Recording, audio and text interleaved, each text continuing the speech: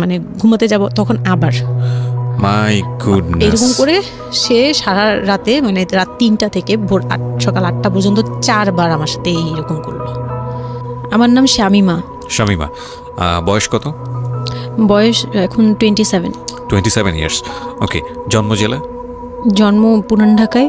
পুরান ঢাকাতে আপনার জন্ম? হ্যাঁ, পুরান ঢাকাতেই আমার ফ্যামিলি। তার মানে আপনি ঢাকাইয়া কুট্টি যেটাকে বলে বলতে পারেন এরকমই। আচ্ছা, পুরান ঢাকার ভাষা পারেন? হ্যাঁ। ওকে, ঠিক আছে, আপনি যে ভাষাতে যেভাবে বলতে কমফোর্ট ফিল করেন সেভাবেই বলবেন। তো আমাদের এই যে অনুষ্ঠানটি জীবন গল্প, এটা নিশ্চয়ই আপনি শুনেছেন এর আগে? হ্যাঁ, শুনেছি। ওকে, ঠিক আছে, তাহলে আপনার আইডিয়া আছে। জি বলুন, আপনি কি গল্প আজকে আমাদেরকে শোনাতে এসেছেন? আমি আমার ছোটবেলা থেকে মানে জন্ম থেকেই শুরু করতে চাচ্ছি। জি শিওর। আমি হচ্ছি আমার বাবা যিনি ছিলেন উনিও পুরান ঢাকার, আমার মাও পুরান ঢাকার। তো আমি যদি আমার গল্পটা বলতে চাই তাহলে আমার একদম জন্মের আগে মানে আমার বাবা আমার বিয়ে থেকে শুরু করতে চাচ্ছি। নিশ্চয়ই নিশ্চয়ই, নো প্রবলেম। তো আমার বাবা ছিলেন একজন ব্যবসায়ী পুরান ঢাকার। আচ্ছা। আর আমার মানে পাশাপাশি উনি হোমিওপ্যাথিক ডাক্তারও ছিলেন। ওকে। তো খুব ভালো একজন মানুষ ছিলেন। আর আমার আম্মু ছিলেন জমিদার, মানে জমিদার টাইপের, পুরান ঢাকায় লাইক জমিদার যেরকম থাকে আর কি, জমিদার বাড়ির মেয়ে ছিলেন। মানে পুরান এমন কি ছিল যে আগের পিতামহ বা প্রপিতামহ যেটাকে বলি জমিদার ছিল, এরকম এরকম মানে আমার নানাই ছিলেন জমিদার। ওই এলাকার সব বিচার সালিশ উনি করতেন, প্রভাবশালী খুব। তো ওই দিক থেকে আমার বাবা তো বিয়ের প্রস্তাব দেয়নি, মানে ফ্যামিলি থেকেই আমার বাবার আবার একটা বিয়ে করেছিলেন আরও 8 বছর আগে আমার আম্মুকে বিয়ে করার। ওটা ছিল লাভ ম্যারেজ।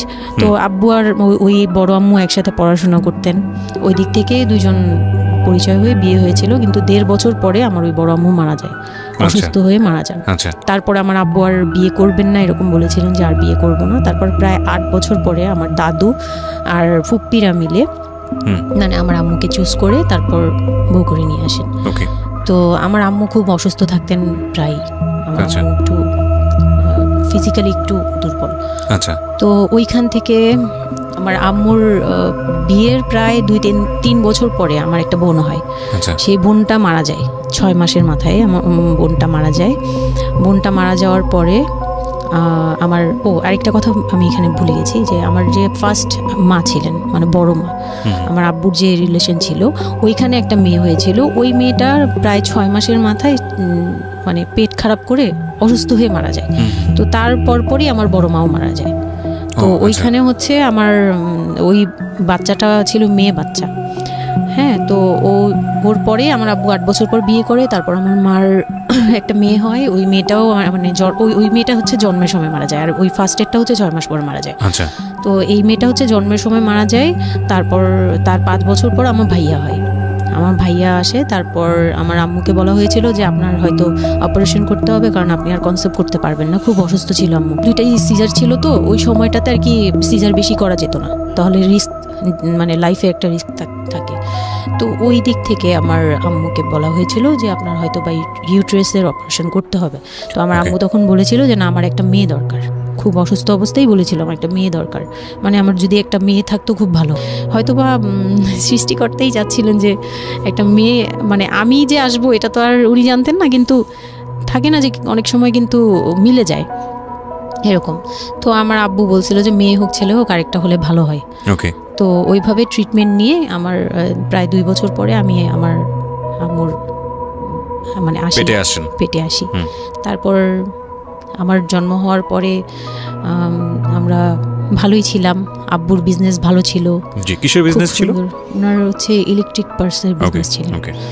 তো ওখান থেকে আব্বুর মানে ভালো বিজনেস করতেন।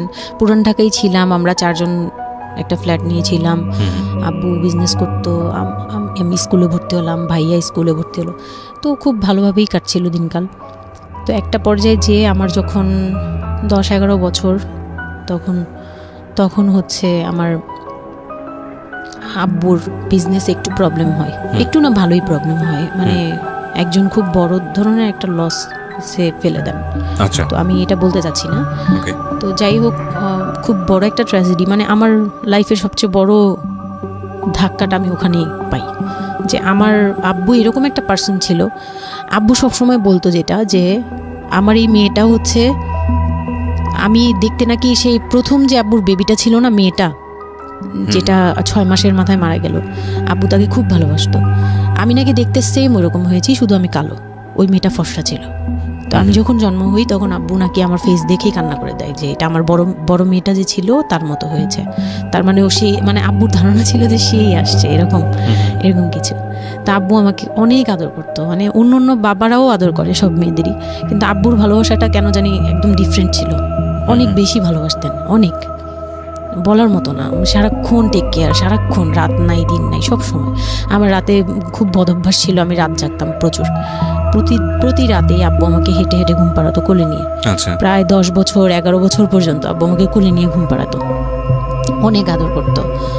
আর যখন যেটা, তখন তো ছোট ছিলাম, যখন যেটা বলতাম আব্বু এখন এটা লাগবে, রাত দিন তো বুঝতাম না, আব্বু ওই সময় বের হয়ে যেত, মানে খুঁজতে বের হয়ে যেত কোথায় পাই এটা। আমার মেয়ে বলছে। তো ভাইয়ার সাথে খুব একটা এরকম হয় নাই, আমার সাথে বেশি হতো। তো ভাইয়া এটা নিয়ে একটু জেলাসও করতো, কারণ সাধারণতই কিন্তু মানে ভাই বোনের মধ্যে এই এটা থাকে। তো আমাদের মধ্যেও এরকম ছিল।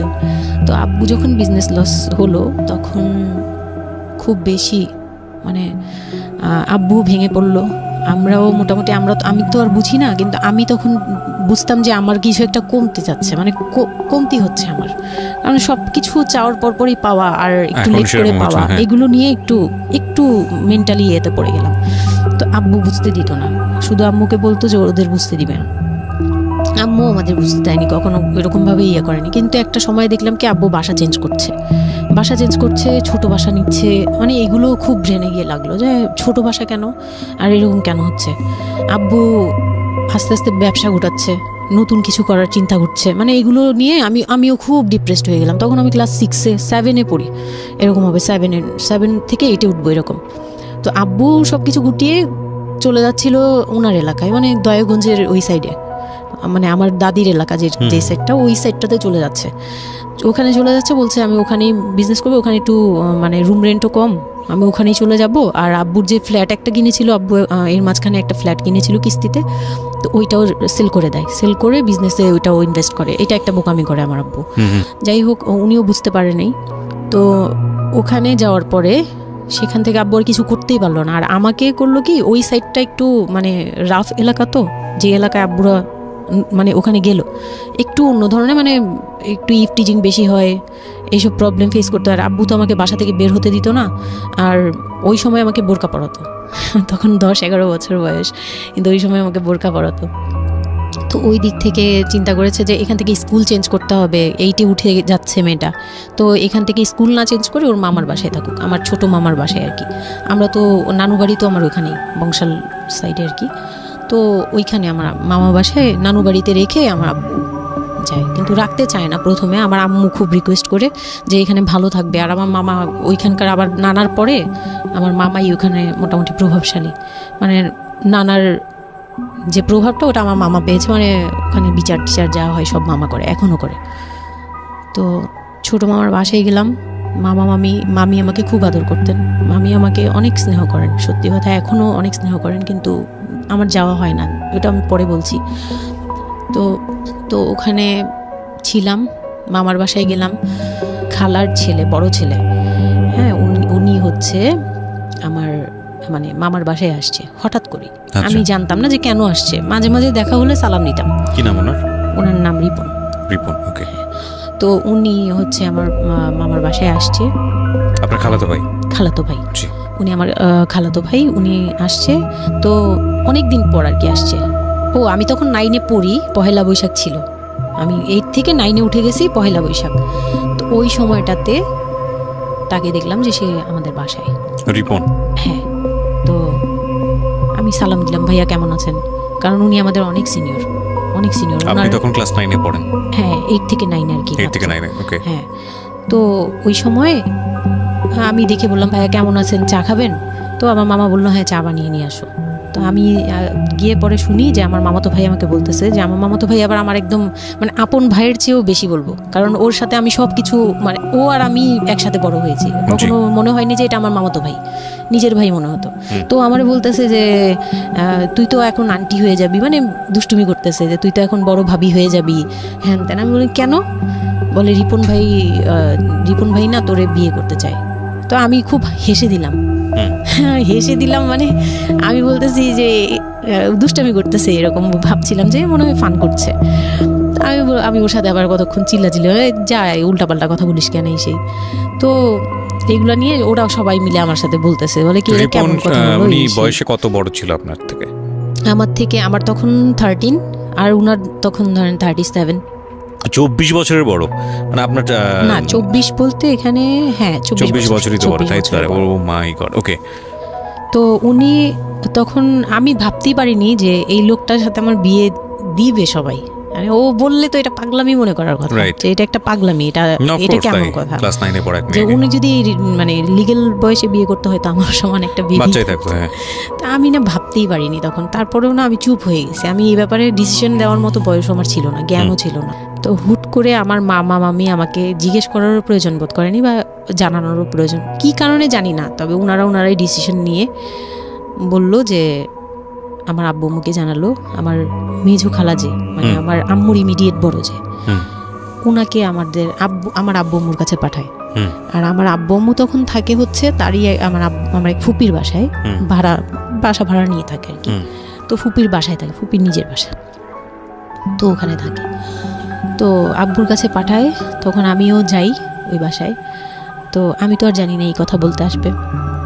আমি আবার ভাইয়ার সাথে বসে বসে গল্প করতে থাকি, ভাইয়া ছিল, ফুফাতো বোন ছিল, আমরা একসাথে গল্প করতে থাকি।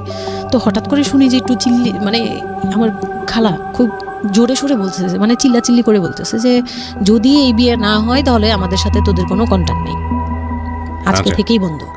আচ্ছা, হ্যাঁ, এই বিয়ে হতেই হবে।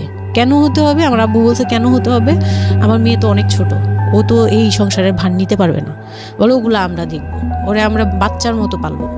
মানে উনি বলতেছে আমি দায়ভার নিলাম, আমি সবকিছু নিলাম, এইভাবে বলতেছে আমি সবকিছু দেখবো, এগুলা নিয়ে কোনো টেনশনের কিছু নাই, নিজেদের মানুষ, এর চেয়ে ভালো কোনো অফার কোনো দিন পাবা না, মানে এর চেয়ে ভালো কোনো প্রস্তাব আসবে না, এই না সেই না, সেই অনেক কিছু বলতেছে। আব্বু মুখে কনভিন্স করতেছে যে এইটা যদি তোমরা হাতছাড়া করো তাহলে আর কখনো মেয়ের জন্য ভালো কিছু পাবা না, আর আমাদের সাপোর্ট জীবনও পাবা না, তোমাদের একটা সাইড পুরো বন্ধ হয়ে যাবে, মানে আমরা আমাদের সাথে তোমাদের একদম রিলেশন শেষ, তোমাদের মেয়ে এখনই রেখে যাবো, তোমরা কি করবা করো। তো আমার আব্বু ওই দিক থেকে একটু দুর্বল ছিল। পরে আমি এটা শুনে কান্না করে দিছি, মানে সাথে সাথে কান্না করে দিছি। তো আমার ভাইয়াও বুঝছে, আমাকে নিয়ে ছাদে চলে গেছে। আমার ফুফাতো বোন, ভাইয়ার এক খুব ক্লোজ ফ্রেন্ড ছিল, ছোটবেলার বন্ধু, সেও আমাকে খুব আদর করতো বোনের মতো, সেও গেল উপরে, বলতেছে আব্বু তুই কান্না করিস না, আমরা দেখতেছি কি করা যায়। তো আমার ভাইয়া বলতেছে বলে কি আমি ওরে নিয়ে কোথাও পালিয়ে যাই, আমার মনে হচ্ছে যে আমি ওকে নিয়ে এখন কোথাও পালিয়ে যাই, যে রিপন ভাই এটা কিভাবে পারে, কিভাবে এটা বলতে পারে যে বিয়ে করবে ওকে। তো আমি খুব কান্নাকাটি করছিলাম। আমার খালা চলে গেল, খালা চলে যাওয়ার পরে আমার ভাইয়া আব্বুকে যে কি বলছে জানি না, আব্বু আবার ছাদে আসছে, আমি কান্না করতেই আসি, মানে তখন কন্টিনিউ কান্না করতেছি। তো আমার আব্বু ছাদে এসে যেটা বললো, যে আমার আব্বু তখন বললো যে বলে আমি তোমাকে নিয়ে মানে বনে চলে যাব দরকার পড়লে, কিন্তু আমি ওর কাছে তোমাকে দিব। তো আমি দেখলাম যে আব্বু ফিজিক্যালি, মেন্টালি, আর্থিকভাবে সব দিক থেকে দুর্বল, এখন আমাকে নিয়ে যদি বের হয় সে পারবে না, এটুকু বুঝলাম, তার দ্বারা সম্ভব না এটা। পরে আমাকে বললো যে তুমি যদি রাজি থাকো তাহলে আমার কোনো আপত্তি না, যদি তুমি বলো যে না আব্বু আমি রাজি না, তুমি শুধু একবার বলো, তাহলে আমি তোমাকে নিয়ে বের হয়ে যাবো, আমরা বাবা মেয়ে কই থাকবো কেউ জানার দরকার নেই। আপনার মার কি ভূমিকা ছিল এই সময়? আমার মা তখন বলতেছে যে দিবে, আমার মা ইচ্ছা ছিল যে দিবে, কারণ আমার মা তখন এই জিনিসটা বুঝে না, মানে আমার মা এমনিতেও অনেক সহজ সরল, সত্যি কথা বলতে ওনার দোষ না এটা, সেইটা বুঝতো না যে এই যে ডিস্টেন্সে বিয়ে দিলে এই বিয়েগুলো টিকে না, বা 24 বছর বয়সের ডিফারেন্স, এগুলো নোট করবেন, এবং খুব ইম্পর্টেন্ট, আসলে খুবই ইম্পর্টেন্ট, কারণ বয়সের গ্যাপটা না ঠিক আছে, কিছু কিছু মানুষের জীবনে যে ব্যতিক্রম ঘটে না তা কিন্তু না, কিন্তু এই ব্যতিক্রমটা যদি আমরা উদাহরণ হিসেবে নিয়ে সবার উপর চাপিয়ে দেওয়ার চেষ্টা করি তাহলে কিন্তু সেটা সম্ভব নয়। ঠিক আছে, একটু খেয়াল করবেন, 24 বছরের ডিফারেন্স হচ্ছে ও এবং ওর খালাতো ভাই রিপনের মধ্যে। ও যখন 13 বছর তখন ওর খালাতো ভাই হচ্ছে 37। So it's a huge gap. সাধারণত বলা হয়ে থাকে 4-5 বছরের গ্যাপ ইজ ওকে, কিন্তু এর থেকে বেশি না হওয়াটাই বেটার। সেক্ষেত্রে 24 বছর, কোথায় 4-5 বছর আর কোথায় 24 বছর। হ্যাঁ, দেন হচ্ছে ওই বিয়েটা মানে আপনি কি বললেন, এখন তো আমি সিদ্ধান্ত তখন- আসলে আপনার জায়গায় ছিল। সিদ্ধান্ত আমার জায়গায় বলতে আমি তখন 13 বছর বয়স, তো মানে আমি তখন প্রেমও করিনি একটাও। হুম, মানে একটা এজ থাকে কিন্তু সবকিছুরই। হুম, মানে তখন দেখতাম যে আশপাশে মানে যারা কলেজে পড়ে, হুম, আমার একটা টার্গেট ছিল যে আমিও একদিন কলেজে পড়বো, আমার অনেক ফ্রেন্ড সার্কেল থাকবে, হয়তো বা আমার ভালো একটা রিলেশন থাকবে, হুম, বা বিয়ে হবে, এরকম সবারই একটা ইয়ে থাকে। কিন্তু ওই বয়সটাতে আমার ওইটুকু যাওয়ারও মানে ওই চিন্তাতে আমি যাইনি তখনও, যে আমি একটা রিলেশন করব আর ওই জায়গায় বিয়ে। তো আমি আমার আব্বুকে মনে প্রাণে বিশ্বাস করতাম, তো আব্বুর উপরে ছেড়ে দিলাম। আব্বুকে আর ভাইয়াকে বললাম যে দুইজন সামনে ছিল, আমাকে বারবার জিজ্ঞেস করতেছে তুমি যদি ইয়েস বলো ইয়েস, তুমি যদি না বলো তাহলে আমি তোমাকে নিয়ে বেরিয়ে যাবো। আমার ভাইয়াও বলতেছে বলে আমিও আপনার সাথে যাব। তো আমি দেখতেছি আব্বু এমনিতেই 1 থেকে 1.5 বছর বা 2 বছর ধরে এরকম সার্ভাইভ করতেছে, মানে নিজে যুদ্ধ করে পারতেছে না, কাজকর্ম সব কিছু বন্ধ হয়ে গেছে, মানে বিজনেস টিজনেস সব গুটিয়ে ফেলছে। তারপর উনি যে এখন নিজে চলবে ওইটাই চলতে পারতেছে না, মানে খুব কষ্ট হচ্ছে। আমাকে আমার মতো মানে আমাকে যেখানে উনি একটা রাত 24 ঘন্টা একবার হলো আমাকে দেখতে হতো, ওই জায়গায় আমার মামার বাসায় ফেলে রাখছে, প্রতিদিন হেঁটে যেত, দেখে আসতো, একবার হলেও দেখে আসতো, মানে এরকম কষ্টগুলো করছে। ওই দিক থেকে চিন্তা করে দেখলাম যে না, আমার আসলে ওনাকে প্রেশার দেওয়া উচিত না, ওনার উপর ছেড়ে দিই। ও তখন আর কি এটাই মাথায় কাজ করছে যে আব্বু আপনি যেটা বলবেন সেটাই। পরে তার 1 সপ্তাহের মধ্যে 14 এপ্রিল পহেলা বৈশাখ আর 23 তারিখে আমার এঙ্গেজমেন্ট হয়। এঙ্গেজমেন্ট হয়ে যায়। হ্যাঁ, ওই উনি একদম খুব তাড়াহুড়া করে যে এঙ্গেজমেন্ট হতে হবে, বিয়ে হতে হবে খুব শীঘ্রই, তো ওইভাবে এঙ্গেজমেন্ট হয়। মানে এঙ্গেজমেন্টের পরেও আমি একদম স্টপ, আমার মাথায় কিছুই, তখন আমি পুরোপুরি ব্ল্যাঙ্ক, মানে আমি যে নিজের থেকে কিছু বলবো কিছু করব আমার ভিতরে ওইগুলো আর কাজ করছিল না। স্কুলে যাইতাম, অনেক সময় যাই না, এরকম আর কি, যে যেতে ইচ্ছে করলে যাই, না ইচ্ছে করলে যাই না, ওকে, এরকম হয়ে গেলাম। এঙ্গেজমেন্টের 3 মাস পরে বিয়ে হওয়ার কথা ছিল, কিন্তু ঘুরতে ঘুরতে 4 থেকে 5 মাস ইয়ে হলো। তো 2004-এ 4 থেকে 5 মাসের মধ্যে সে আমার সাথে অনেকবার দেখা করতে চাইছে, কেউ দেখা করতে দেয়নি, কারণ আমার ফ্যামিলি খুব রেস্ট্রিক্টেড ছিল এইসব ব্যাপারে, কেউ দেখা করতে দেয়নি। আর আমিও ভয় পেতাম, তো আমি খুবই ভয় পেতাম, ওনাকে অনেক ভয় পেতাম, সোজা কথা আমি ওনাকে খুব ভয় পেতাম। তো এর মাঝখানে এক ভাবি, আমার নানু বাড়িতে ছিলাম, তো মানে মামার বাড়ি, আমার মামার নিজের বিল্ডিং হচ্ছে একটা, আর নানু বাড়ি পুরোনোটা, যেটা পুরোনো বাড়ি, ওখানে তো আমার সব জয়েন্ট ফ্যামিলি, মানে আমার অন্য অন্য মামারা এবং মামাতো ভাইয়ের বউরা সবাই একসাথে থাকে। তো আমার এক মামাতো ভাইয়ের বউ তাকে খুব রিকোয়েস্ট করছে যে ভাবি আপনি ওকে একটু ডেকে দেন, কথা বলবো। তো আমার মামাতো ভাইয়ের বউ মনে করছে যে সে তো তাদের তো বিয়েই হচ্ছে, তো সমস্যা কি, ডেকে দিই। তো আমাকে আর বলে নেই। প্রথম একবার আমাকে বলছিল যে দেখা করে দিবে, তখন আমি বলছি না আমি যাবো না, আমি দেখা করবো না, আমার খুব ভয় লাগতো। তখন আমার বিয়ের মনে হয় 1.5-2 মাস আগের কথা এটা। তো আমার মামাতো ভাইয়ের বউ আমাকে ডাকছে যে কিছু একটা বলে, মানে জামা বানানো বা সামহাও এরকম কিছু একটা, অনেক বছর আগে, তো ভুলেও গেছি যে কি একটা কারণে আমাকে ডাকছে সে।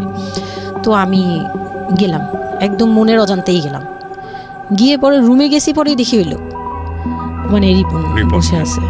তো বসে আছে দেখে না আমার একদম খুব একটা আঘাত লাগলো যে এই ভাবি আমাকে এইভাবে নিয়ে আসলো। আর ভাবি তো মজা করে, মানে ওনারও দোষ না, উনি ভাবতেছে যে নতুন বিয়ে হবে, ওদেরকে একসাথে করিয়ে সেই। তো উনি বললো কি আচ্ছা তোরা বস, আমি চা নিয়ে আসি, এরকম বলে উঠে গেল না, আমার আরও ভয় লেগে গেছে। আর তখন আমি গিয়ে দেখতে পারলাম যে ওই লোকটার আচরণ খুবই খারাপ। মানে আমার কাছে তখন মনে হয়েছে যে কেন মনে হলো এটা, কেন মনে হলো, হুট করে ভাবি যখন গেল, সে সাথে সাথে আমার পাশে এসে বসছে এবং আমাকে মানে খুব মানে নোংরাভাবে টাচ করতেছে। তখন আমার বয়স খুব ছোট, তো স্বাভাবিক না এটা আমার কাছে ভালো না লাগার কথাই, কারণ আমি তাকে বড় ভাই জানি। এক্স্যাক্টলি, মানে কয়দিন আগেও তো সালাম কালাম দিয়ে দূরে থেকে কথাবার্তা বললাম। হ্যাঁ, বড় ভাইয়া বলতাম, সবাই মানে তাকে বড় ভাইয়াটাকে আমিও বড় ভাইয়া ডাকতাম ওই ইয়ে থেকে। আর সেই লোকটা এসে আমাকে মানে খুব অপ্রীতিকর ভাবে জড়িয়ে ধরতেছে, তারপর জড়াজড়ি করতেছে, মানে খুব ঘেন্না লেগে গেল। আমি খুব জোরাজোরি করে আমি বললাম আমি এখন চিল্লাচিল্লি করবো, মানে তখন আমার খুব খারাপ লাগতেছিল, তখন বললাম আমি চিল্লাচিল্লি করবো বলে আমি একটু জোরে বলছি। পরে উনি আমাকে ছেড়ে দিছে, আমি এমন দূর দিছি একবারে সরাসরি মানে মামার বাসায় চলে গেছি, আর আসিনি। আর ওখানে গিয়ে অনেক কান্নাকাটি করছে যে এখন তো নাও করা যাবে না, আর এই লোকটা এরকম কেন, এই লোকটা তো তাহলে বিয়ের পরে, মানে আমার একটা ভয় ঢুকে গেছে যে এই লোকটা তো তাহলে আমাকে না জানি কি করবে, এরকম একটা ভয় ঢুকে গেছে। তখন তো ছোট ছিলাম, আর আমাদের ওই সময়টাতে তো এত মিডিয়া ছিল না যে আমরা এত কিছু বুঝবো যে এই আর কি। তো ওখানে তারপর 1.5 থেকে 2 মাস পরে বিয়ে হলো। এর মাঝখানে অনেকবার ফোন টোন করতো, এই করতো, আমি রেসপন্স করতাম না। তো বিয়ে যেদিন হলো, বিয়ের রাতের কথাটা কি বলবো। নিশ্চয়ই আপনার যদি মনে হয় যে বিষয়টা সামাজিকতার জায়গাটা থেকে খুব সেন্সিটিভ, একটা মেয়ের মানসিকতার জায়গাটা থেকে, যেটা আসলে এটা আমার বলার মতো শক্তিও নাই। সত্যি কথা বলতে আমি এটাই আমার লাইফের সবচেয়ে বড় ট্র্যাজেডি, বিয়ের রাত। হয়তো আপনি খেয়াল করছেন কিনা জানি না, কিন্তু আপনি মাঝখানে বললেন যে আমি অ্যাফেয়ার করবো কিভাবে, আমার মন তো তখনই ভেঙে দিছে। আমার ভিতরে একটা ভয় কাজ করে।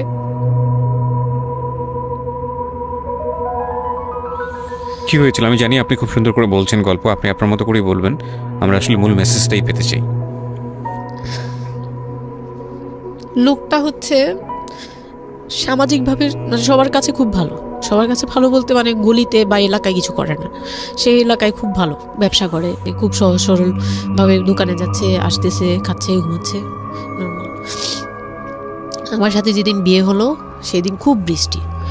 তো আমার তো ওই একদিনে আমার ভাবির রুমে, ওই দিনে আমি তার রূপ দেখে ফেলছি। তো তখন থেকে আমার তাকে দেখলে মানে গা শিউরে উঠতো, যে মনে হতো যে ভয়ঙ্কর একটা কিছু করবে।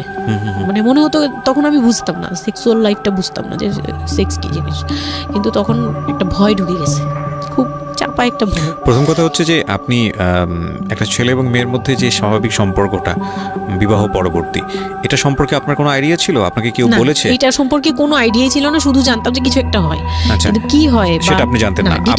আপনাকে বিয়ের রাতে বা আগে পরেও কেউ কখনো কিছু বলে না? আমার বিয়ের আগে আমার এক ভাবি ছিল, মানে যেই ভাবির বাসায় গেছে সেই ভাবি না, আরেকটা ভাবি ছিল, উনারই বড় যা আর কি।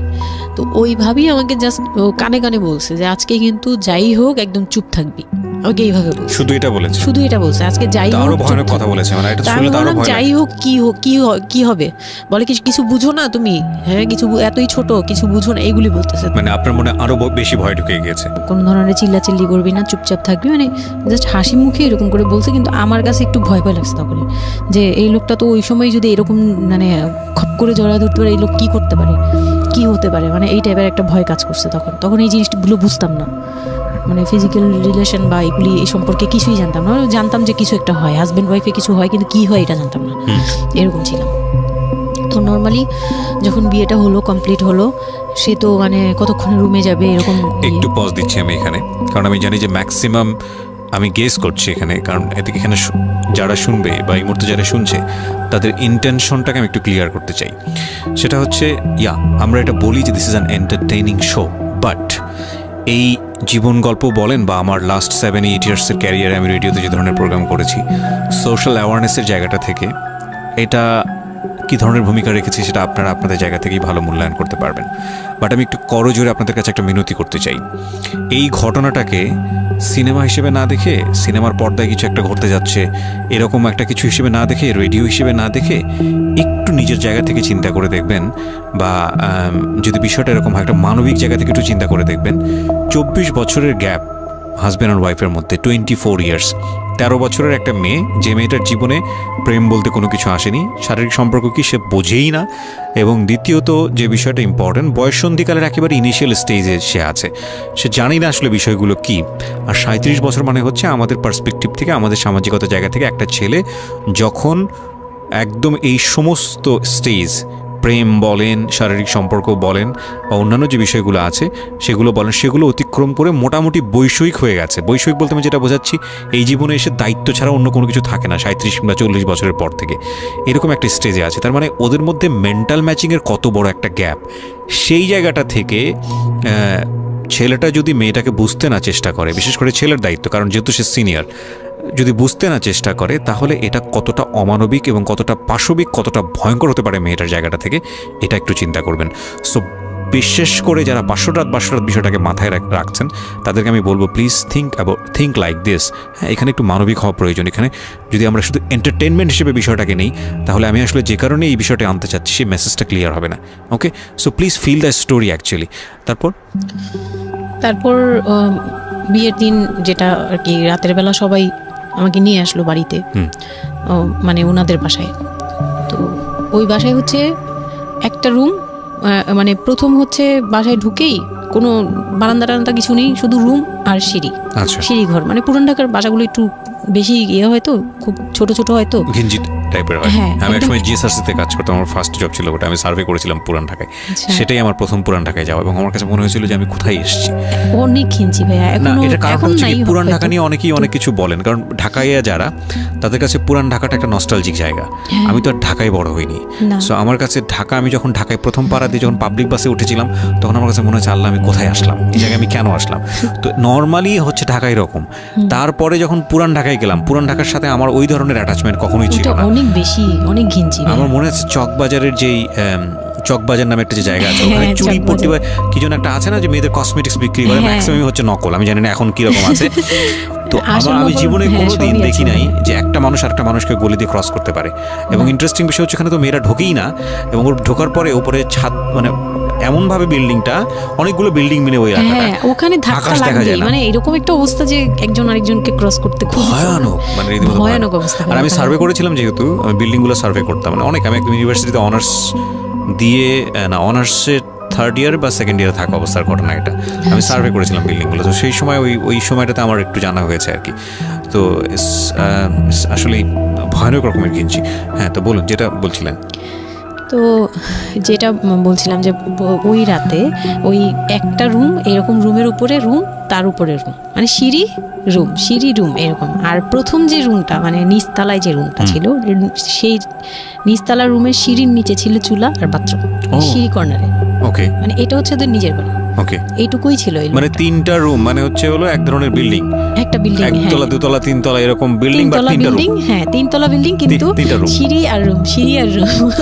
মানে কত অল্প জায়গার মধ্যে এই জিনিসটা ম্যানেজ করেছে। হ্যাঁ, আমি পরে শুনেছি যে এটা আধা কাঠারও নিচে, ওইটা 1 শতক বা হাফ শতক জমি যেটাকে বলে। হ্যাঁ হ্যাঁ, শুধু একটা রুম আর সিঁড়ি, এইটুকু। তো ওইটুকুর মধ্যেই মানে বাড়িটা। তো ওই বাড়িতে আমার খালার বাড়ি ছিল, আমি তো প্রায়ই যেতাম, বেড়াতে যেতাম ছোটবেলায়। তো আমাকে নিয়ে গেল, আর 3 তলার রুমে, সবচেয়ে পরের রুম যেটা, ওটাতে আবার আমার মানে মেজো দেবর সম্পর্কে ছিল। সে আমাদেরও, মানে আমার বিয়ের 12 বছর আগে বিয়ে করে ফেলছে। সে লাভ ম্যারেজ করছে, মানে উপযুক্ত বয়সে বিয়ে করছে। আর আমার হাজবেন্ড আবার ছিল যে উনি আবার খুব লেটে বিয়ে করছে, মানে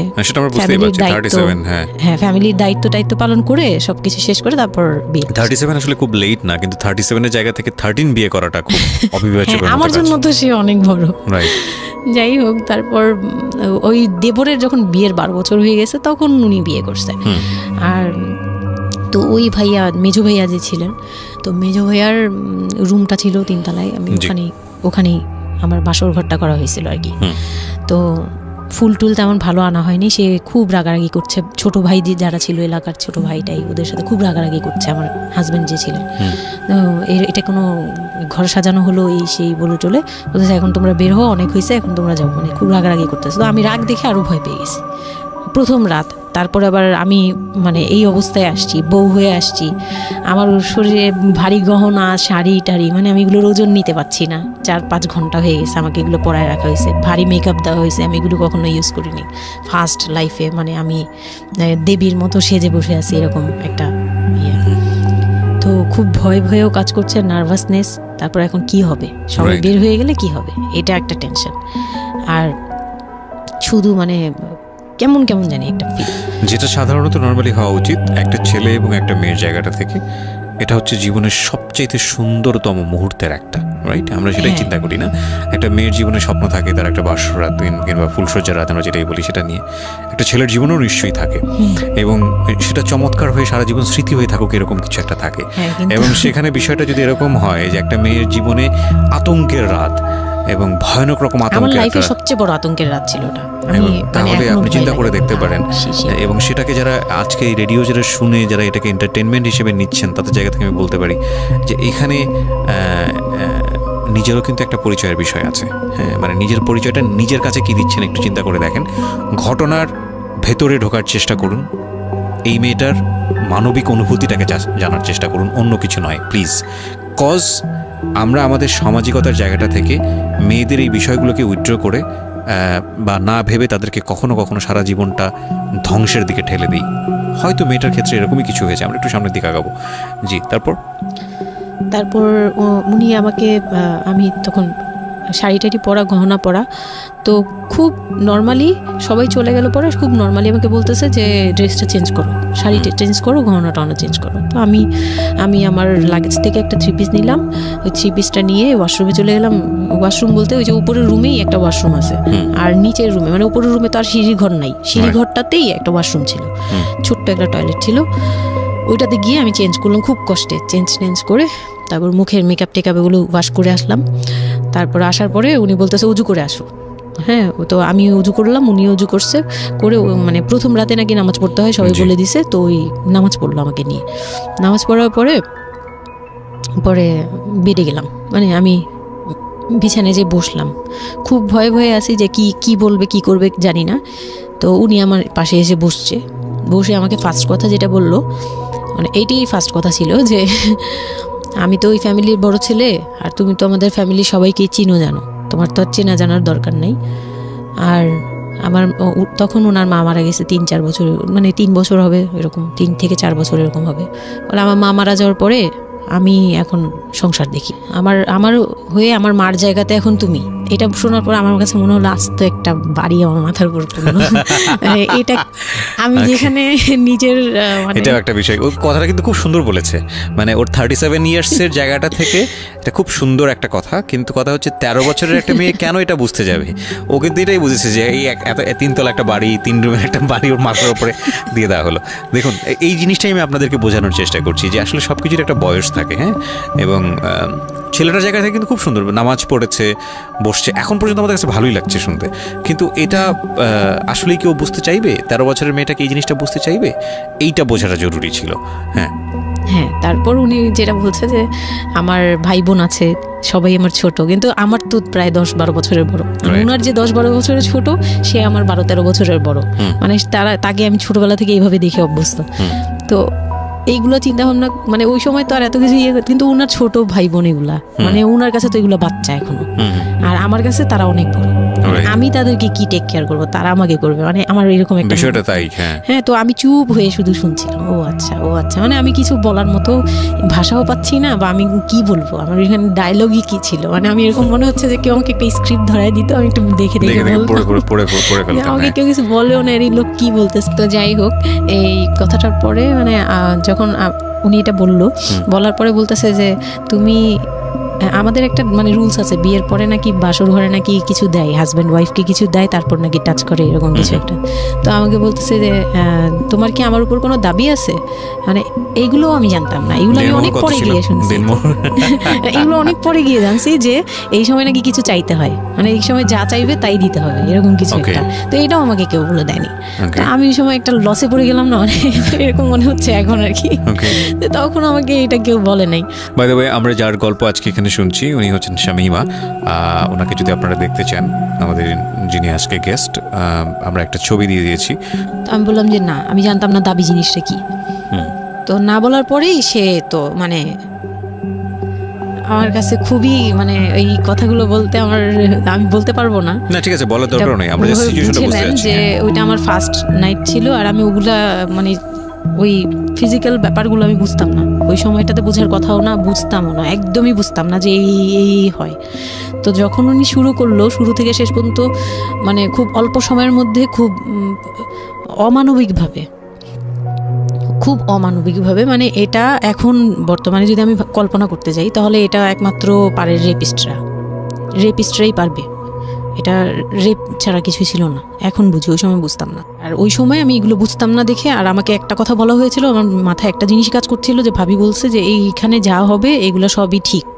হ্যাঁ, এখানে যাই হোক, মানে ভেঙে বলেনি, বলছে তোর সাথে আজকে যা হবে এটি ঠিক, আর এটা মেনে নিতে হবে, আর এটা যদি না মেনে নিস তাহলে মানে এই ধরনের একটা বলছে যে এটা আজকের রাতের কোনো চিল্লাচিল্লি করা যাবে না। তো আমিও চুপ করে, আমার কাছে মনে হচ্ছিল কেউ আমাকে ছুরি দিয়ে আঘাত করতেছে, মানে মনে হচ্ছিল যে কেউ আমাকে ছুরি দিয়ে আঘাত করতেছে, আর আমি ব্লাড দিয়ে পুরো, মানে আমার শরীরে সব ব্লাড বের হয়ে যাচ্ছে। আমার এরকম মনে হচ্ছে যে আমার শরীর থেকে সব ব্লাড বের হয়ে যাচ্ছে, আমি মানে গরু কাটলে যেরকম ইয়ে করে না, আমি এরকম কাঁপতেছি, ওরকম কাঁপতেছি। কিন্তু সে তার কাজ করলো।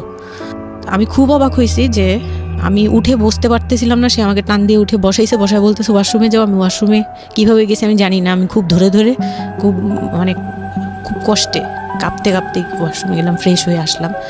আসার পর আমি খুব কষ্টে যে আমি যখন বিছানায় মানে ঘুমাতে যাব তখন আবার মাই গুডনেস, এরকম করে সে সারা রাতে মানে রাত 3টা থেকে ভোর সকাল 8টা পর্যন্ত 4বার আমার সাথে এইরকম করলো। আমি আর সকালে উঠতে পারি না, মানে আমি উঠে বসতে পারি না। তারপর 2-3 দিন কি হয়েছে আমার মাথায় নেই, মানে আমি এখন আর এটা বলতে পারবো না, কারণ আমি পুরো সেন্সলেস ছিলাম আর ওনারে দেখলেই আমার ভয় লাগতো। সে যতবার আসতেছে সামনে। 2-3 দিন আপনি সেন্সলেস অবস্থায় ছিলেন? আমি জানি, মানে আমি সেন্স ছিল, কিন্তু আমি এখন গল্পটা বলতে পারবো না যে এই 2-3 দিনে কি হয়েছে। আচ্ছা আচ্ছা। এই 2-3 দিন আমার বৌভাত হয়েছে, আমাকে পার্লারে নিয়ে যাওয়া হয়েছে, কিন্তু আমি নিস্তব্ধ। আর তখন আমার মানে শারীরিক কন্ডিশন খুব খারাপ, কিন্তু সবাই বুঝতেছিল, কিন্তু কেউ বুঝতে দিচ্ছিল না আমাকে। মানে এভরিবডি অ্যাভয়েড দিস, মানে সবাই জিনিসটাকে অ্যাভয়েড করছে, তারা পার্টিটাকে এনজয় করছে। এটা শুধু আপনার ফ্যামিলির সমস্যা না, এটা আমাদের পুরো সমাজেরই সমস্যা।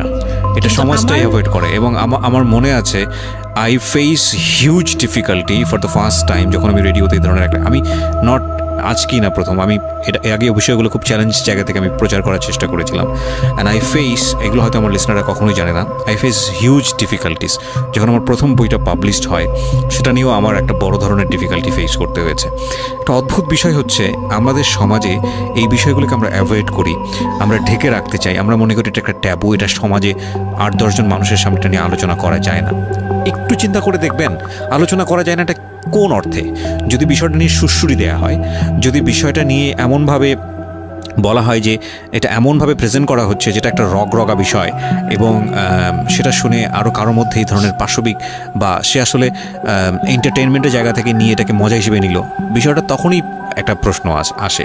কিন্তু যদি বিষয়টা লেসনের জায়গা থেকে আসে, এটা সামাজিক শিক্ষার জায়গা থেকে আসে, যে একটা পুরুষ সে 37 বছর বয়স, সেটা আমিও হতে পারি, আপনিও হতে পারি, বা যে ছেলেটা ওনার জীবনে এসছে সে তো হয়েছেই, যে তারা যেন কখনো এরকম অমানবিক না হয়। এবং নট অনলি দিস, একটা মেয়ে যখন 13 বছরের থাকে তাকে পরিবারের এত বড় সাপোর্টের জায়গা থেকে বাবা এত ভালোবাসতো, তার জায়গাটা থেকেও কোনো একটা সাময়িক সমস্যার সমাধান করবার জন্য বা যাই হোক না কেন শেষ পর্যন্ত যে রাজি হয়েছে, এরকম এক ধরনের এটা তো জবাই করা আমি বলবো, যে একটা মেয়েকে শুধু শারীরিকভাবে হয়তো সে যেই প্রবলেমটা ফেস করেছে ওই রাতে সেটা হয়তো সে ধীরে ধীরে রিকভার করবে, কিন্তু সারা জীবনের জন্যে সে যে মেন্টালি ওই জিনিসটাকে ভয়ানক রকমভাবে একটা বাজে জায়গায় বাজেভাবে চিন্তা করা শুরু করলো মানুষের জৈবিক চাহিদার জায়গাটাতে, এটা তো একটা মানুষের থিঙ্কিংটাকে জবাই করে দেয়া, তাই না? এবং এইটা কত ভয়ানক রকমের অপরাধ, কত ভয়ানক রকমের ভুল। এবং আমাদের এই জায়গাটাতে আমাদের অনেক বেশি পরিমাণে বড় যারা আছি, সিনিয়র যারা আছি, তাদের বোঝা উচিত। প্রথম কথা হচ্ছে লিগেলি যদি আমি বলি তাহলে বিয়েটা বৈধ ছিল না, কারণ সরকার কিন্তু আমরা যতদূর জানি যে 18 নিচে বিয়ে দেওয়াকে পারমিট করে না। দ্বিতীয় কথা হচ্ছে যে মানসিকভাবে সে পরিপক্ক ছিল না। তৃতীয় কথা হচ্ছে যে যদিও বা বিয়েটা হলো তাহলে তাকে যে একটি প্রপার এডুকেশন দেয়া, যে এই বিষয়টা হচ্ছে এরকম, প্রপারভাবে বড় করা, প্রপারভাবে নার্সার করা, সেটার মারাত্মক রকমের অভাব ছিল। ঘটনা এখানে শেষ হয়ে যায় নাই, ঘটনা কিন্তু এখানে শুরু হলো। কারণ বাংলাদেশের অনেক মেয়ের জীবনে এরকম দুর্ধর্ষ রাত আসে এবং এই রাতগুলো সারাটা জীবনের জন্যে তাকে বেদনার স্মৃতি, তাকে সারাটা জীবনের জন্য একটা ভয়ঙ্কর রকমের মোমেন্টের মধ্য দিয়ে নিয়ে যায়। আমরা এগুলো নিয়ে কথা বলতে পছন্দ করি না, আমরা এগুলো নিয়ে কথা বলি না, আমরা এগুলোকে নিয়ে কথা বলাটা একটা সামাজিক জায়গা থেকে ট্যাবু মনে করি। এই ট্যাবুর ধাক্কায় কত কত মেয়ের জীবন, কত কত মানুষের জীবন, কত কত সংসার জীবন নরকে পরিণত হয়েছে, সে খবর অনেকেই আমরা রাখি না, রাখার প্রয়োজন মনে করি না। But this is a very important issue, that's why I am discussing on this. Okay, বলুন আপনি। তারপর যেটা হচ্ছিল যে মানে ওই রাতের পর থেকে মানে ওই লোকটাকে আমার শুধুই দায়িত্ব মনে হয়েছে। মানে আমার কাছে মনে হতো যে এটা আমার দায়িত্ব, যে ওনার বাসায় আমার থাকতে হবে, আর ওনার সাথে থাকলে আমার এরকম করতে হবে। You feel like this, right? আপনি এই ঘটনা ঘটার পরে কি আপনি কারোর সাথে ডিসকাস করার সুযোগ পাননি যে না, আমি এরকম ক্লোজ কেউ ছিল না যে আপনার সাথে এরকম একটা বাজে ঘটনা ঘটছে, বা আপনি এটাকে রিকভার করতে পারছেন না মেন্টালি, বা আপনার সাথে যার বিয়ে হলো তাকেও বলতে পারছেন না যে আমার এইসব জিনিসগুলো? না, আমি উনাকে ভালোভাবে নিতেই পারছিলাম না। সোজা কথা, আমি উনার সাথে কোনো কিছু ডিসকাস করতাম না, বা অনেক পরে গিয়ে যখন ডিসকাস করেছি তখন উনি আমাকে উল্টাপাল্টা বুঝ দিয়েছে। মানে অনেক পরের সময়টাতে, হ্যাঁ, ওটা হ্যাপেন্স রেগুলারলি, না র্যান্ডমলি এই জিনিসগুলো হয়ে যাচ্ছিল আপনার সাথে? হ্যাঁ, প্রায় মাস থেকে 2-3 মাস এরকম হলো। তারপর মানে এটা আমি বলি যে প্রথম তো 4-5 দিন তো রেগুলার হলো, তারপর আমার ব্লিডিং অফ হচ্ছিল না, আমার কন্টিনিউ হচ্ছিল ব্লিডিং। তো এক সময় যে ওই ব্লিডিংয়ের মধ্যেও তিনি অনেক বাজে ইয়ে করেছে। তো ওর পরে আমি বাসায় যেতে চাইলে বাসায় যেতে দিত না, এভাবেই ইয়ে করে ফেললো। আর ফ্যামিলিগত যে ব্যাপারটা ছিল, যে আমার ফ্যামিলি তো তখন, আমার আব্বু তো তখন একদম মানে ফিনান্সিয়ালি খুব উইক ছিল।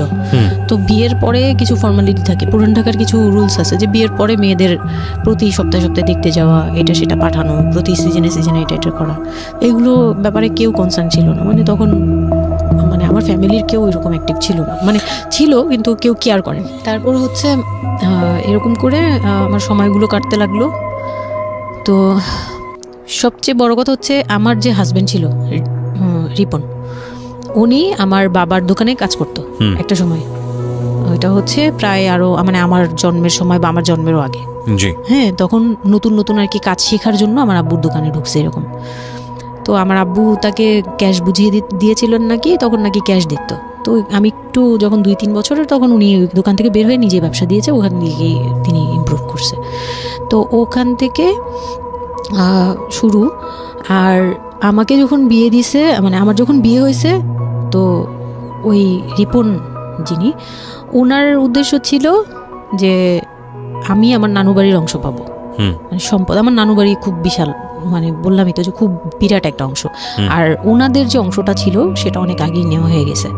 মানে ওনার দাদা বাড়ি যেটাতে ওনারা ছিল 3 রুম, ওই যে ছোট ছোট 3টা রুম উপরে ওই বিল্ডিংটা তোলার পরে আমার মামা ওই অংশটা কেটে রাখছে, মানে আমার মামা রেখে দিয়েছে।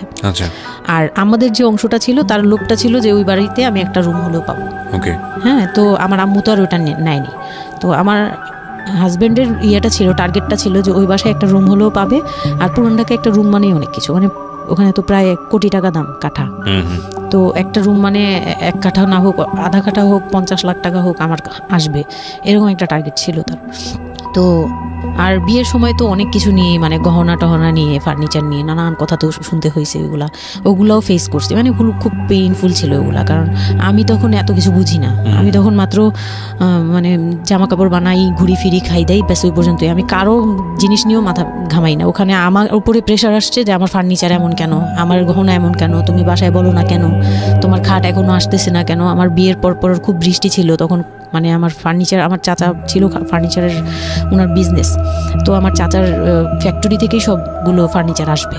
তো ওনারা বলতেছে যে জাস্ট একটা কারণেই লেট হচ্ছে, রোদ পাচ্ছি না, রোদ পেলে তারপর কাঠগুলো শুকাবে, তারপরে হ্যাঁ, মানে জয়েন্ট দিলেই এখন এটা ফেটে যাবে, এখন জয়েন্ট দিলে প্রবলেম হবে। এই জিনিসটা ওরা বুঝতেছে না। ওরা বলতেছে কেন দেরি করছে, নাকি ফাঁকিই দিচ্ছে, নানান ধরনের কথা তৈরি করতেছে। আর এই দিক দিয়ে আমি পেইন খাচ্ছি, ওই দিকে এক পেইন, মানে রাতে গিয়ে এক পেইন, দিনের বেলায় পেইন। মানে আমি পুরো মানসিকভাবে, মানে বলে না যে আমি হয়তো বা প্যারালাইজডের মতো হয়ে গেছিলাম, আমার মানসিক ভাবটা। জাস্ট শুনি আর শুনি, কিছু বলতে পারছি না এরকম। আর বাসায় গিয়ে কোনো কিছু বলি না, কারণ আব্বু অসুস্থ, আব্বু মেন্টালি অনেক প্রবলেম। আব্বু যখনই জিজ্ঞেস করে আম্মু তুমি ভালো আছো তো, আমি খালি হাসি দিয়ে বলছি হ্যাঁ। যতবার জিজ্ঞেস করে তুমি খুশি আছো তো, আমি হ্যাঁ। আমি এই একটা কথাই বলছি, হ্যাঁ ভালো আছি। আসলে আমি ভালো ছিলাম না, কিন্তু বুঝতে দেইনি। ওই লোকটার ছোট বোনগুলো আমার সাথে অনেক রাফ বিহেভ করছে।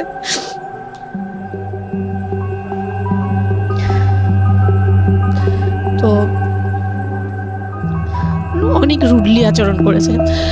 আর ওনার যে ছোট ভাইটা ছিল, মানে আমার যে মেজো ভাই যেটা আর কি, ওনার আগে যেটা বিয়ে করেছে, তো ওনার ওয়াইফ ছিল আমার অনেক বছরের বড়, কারণ তাদের বিয়ে হয়েছিল 12 বছর আগে। আমার বিয়ের 12 বছর আগে তার বিয়ে হয়েছিল। আমি যখন বাড়িতে বেড়াতে আসতাম তখন মানে ভাবি রাতে খাওয়া দাওয়া এরকম, আমি ভাবি বলেই ডাকতাম, কিন্তু সম্পর্কে আমি বড় যা। কিন্তু উনার প্রায় উনাকে আমাকে একসাথে কোথাও দেখলে কেউ বলতো যে তোমার মেয়েটা, মানে এভাবেই বলতো। তো ওই দিক থেকে উনার একটু, এটা জেলাসি বলবো না, এটা হয় আসলে, এটা নর্মাল একটা ব্যাপার। কারণ একটা উনি অনেক এইজ হয়ে গেছিল, উনি নিজের জায়গা থেকে নিজেকে একটু দুর্বল মনে করতো। আমাকে এমনিতে সাপোর্টও দিত, আবার অনেক সময় দেখে কিন্তু পেইনও দিত।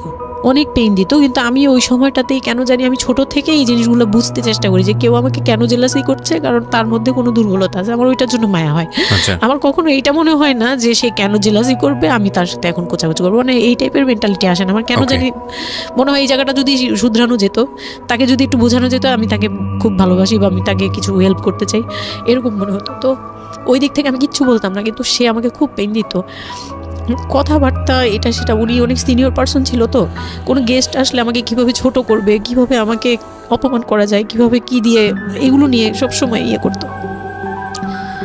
ওই দিকগুলো খুব পেইনফুল ছিল। তো ওগুলো যখন শেষ করলাম, মানে আমার যাকে বলতাম মাঝে মাঝে দুই একটা কথা, এগুলো নিয়ে সে আবার মানে মানে এখানে সেখানে বলে আরও ব্যাপারটাকে বড় বানাতো। তো আমি তখন বুঝতাম না, এখন বুঝি। তো এর মাঝখানে হলো কি, আমি প্রেগনেন্ট হলাম। বিয়ের কয় মাস না পরে? না, বিয়ের 1.5 মাস পরে আমি হচ্ছে কক্সবাজার যাব। আচ্ছা আমার হাজবেন্ড বলতেছে যে ঈদ চলে আসছে, তুমি ঈদের মধ্যে কিছু না নিয়ে আসো, ঈদের পরে আমরা কক্সবাজার যাই, এখানে কোনো খরচ টরচ যাতে আমাদের না হয়, হ্যাঁ, এই জন্য আমরা কিছু কিনবো না। আমি বলছি আচ্ছা ঠিক আছে। তো তখন হচ্ছে বসুন্ধরা সিটি মার্কেটটা হচ্ছে নতুন হয়েছে।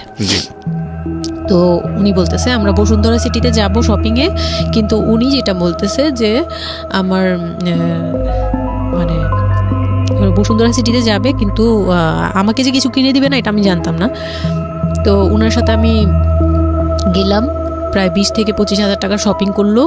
ওগুলা হচ্ছে সব ওনার বোন জামাই, বোনের বাচ্চা কাচ্চা, মানে ফ্যামিলির জন্য আর কি, ভাই বোন। আমিও পছন্দ করে করে কিনলাম সবার জন্যই যা যা লাগে। কেনাকাটার পরে আমি তো তখন ছোট মানুষ, তখন তো আমার 13-14 বছর বয়স।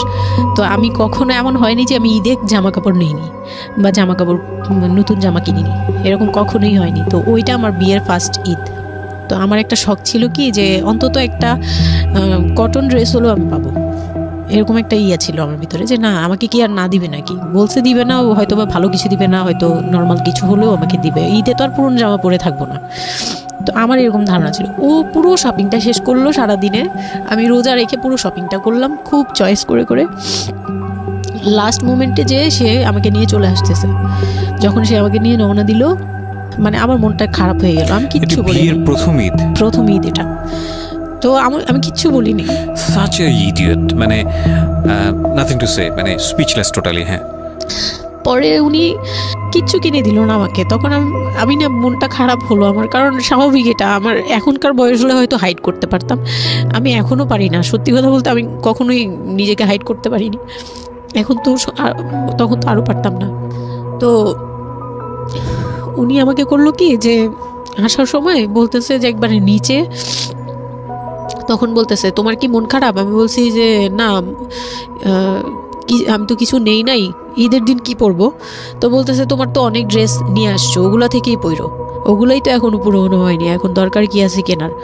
বলে তারপরে চুড়ি দেখলো, চুড়ি দেখে আমাকে 2 মুঠ চুড়ি কিনে দিল 200 টাকা। এই ছিল আমার ঈদের মানে ফার্স্ট অ্যান্ড লাস্ট, এইটাই ছিল আমার শপিং, আর কোনো কিচ্ছু কিনে দেয়নি সে আমাকে।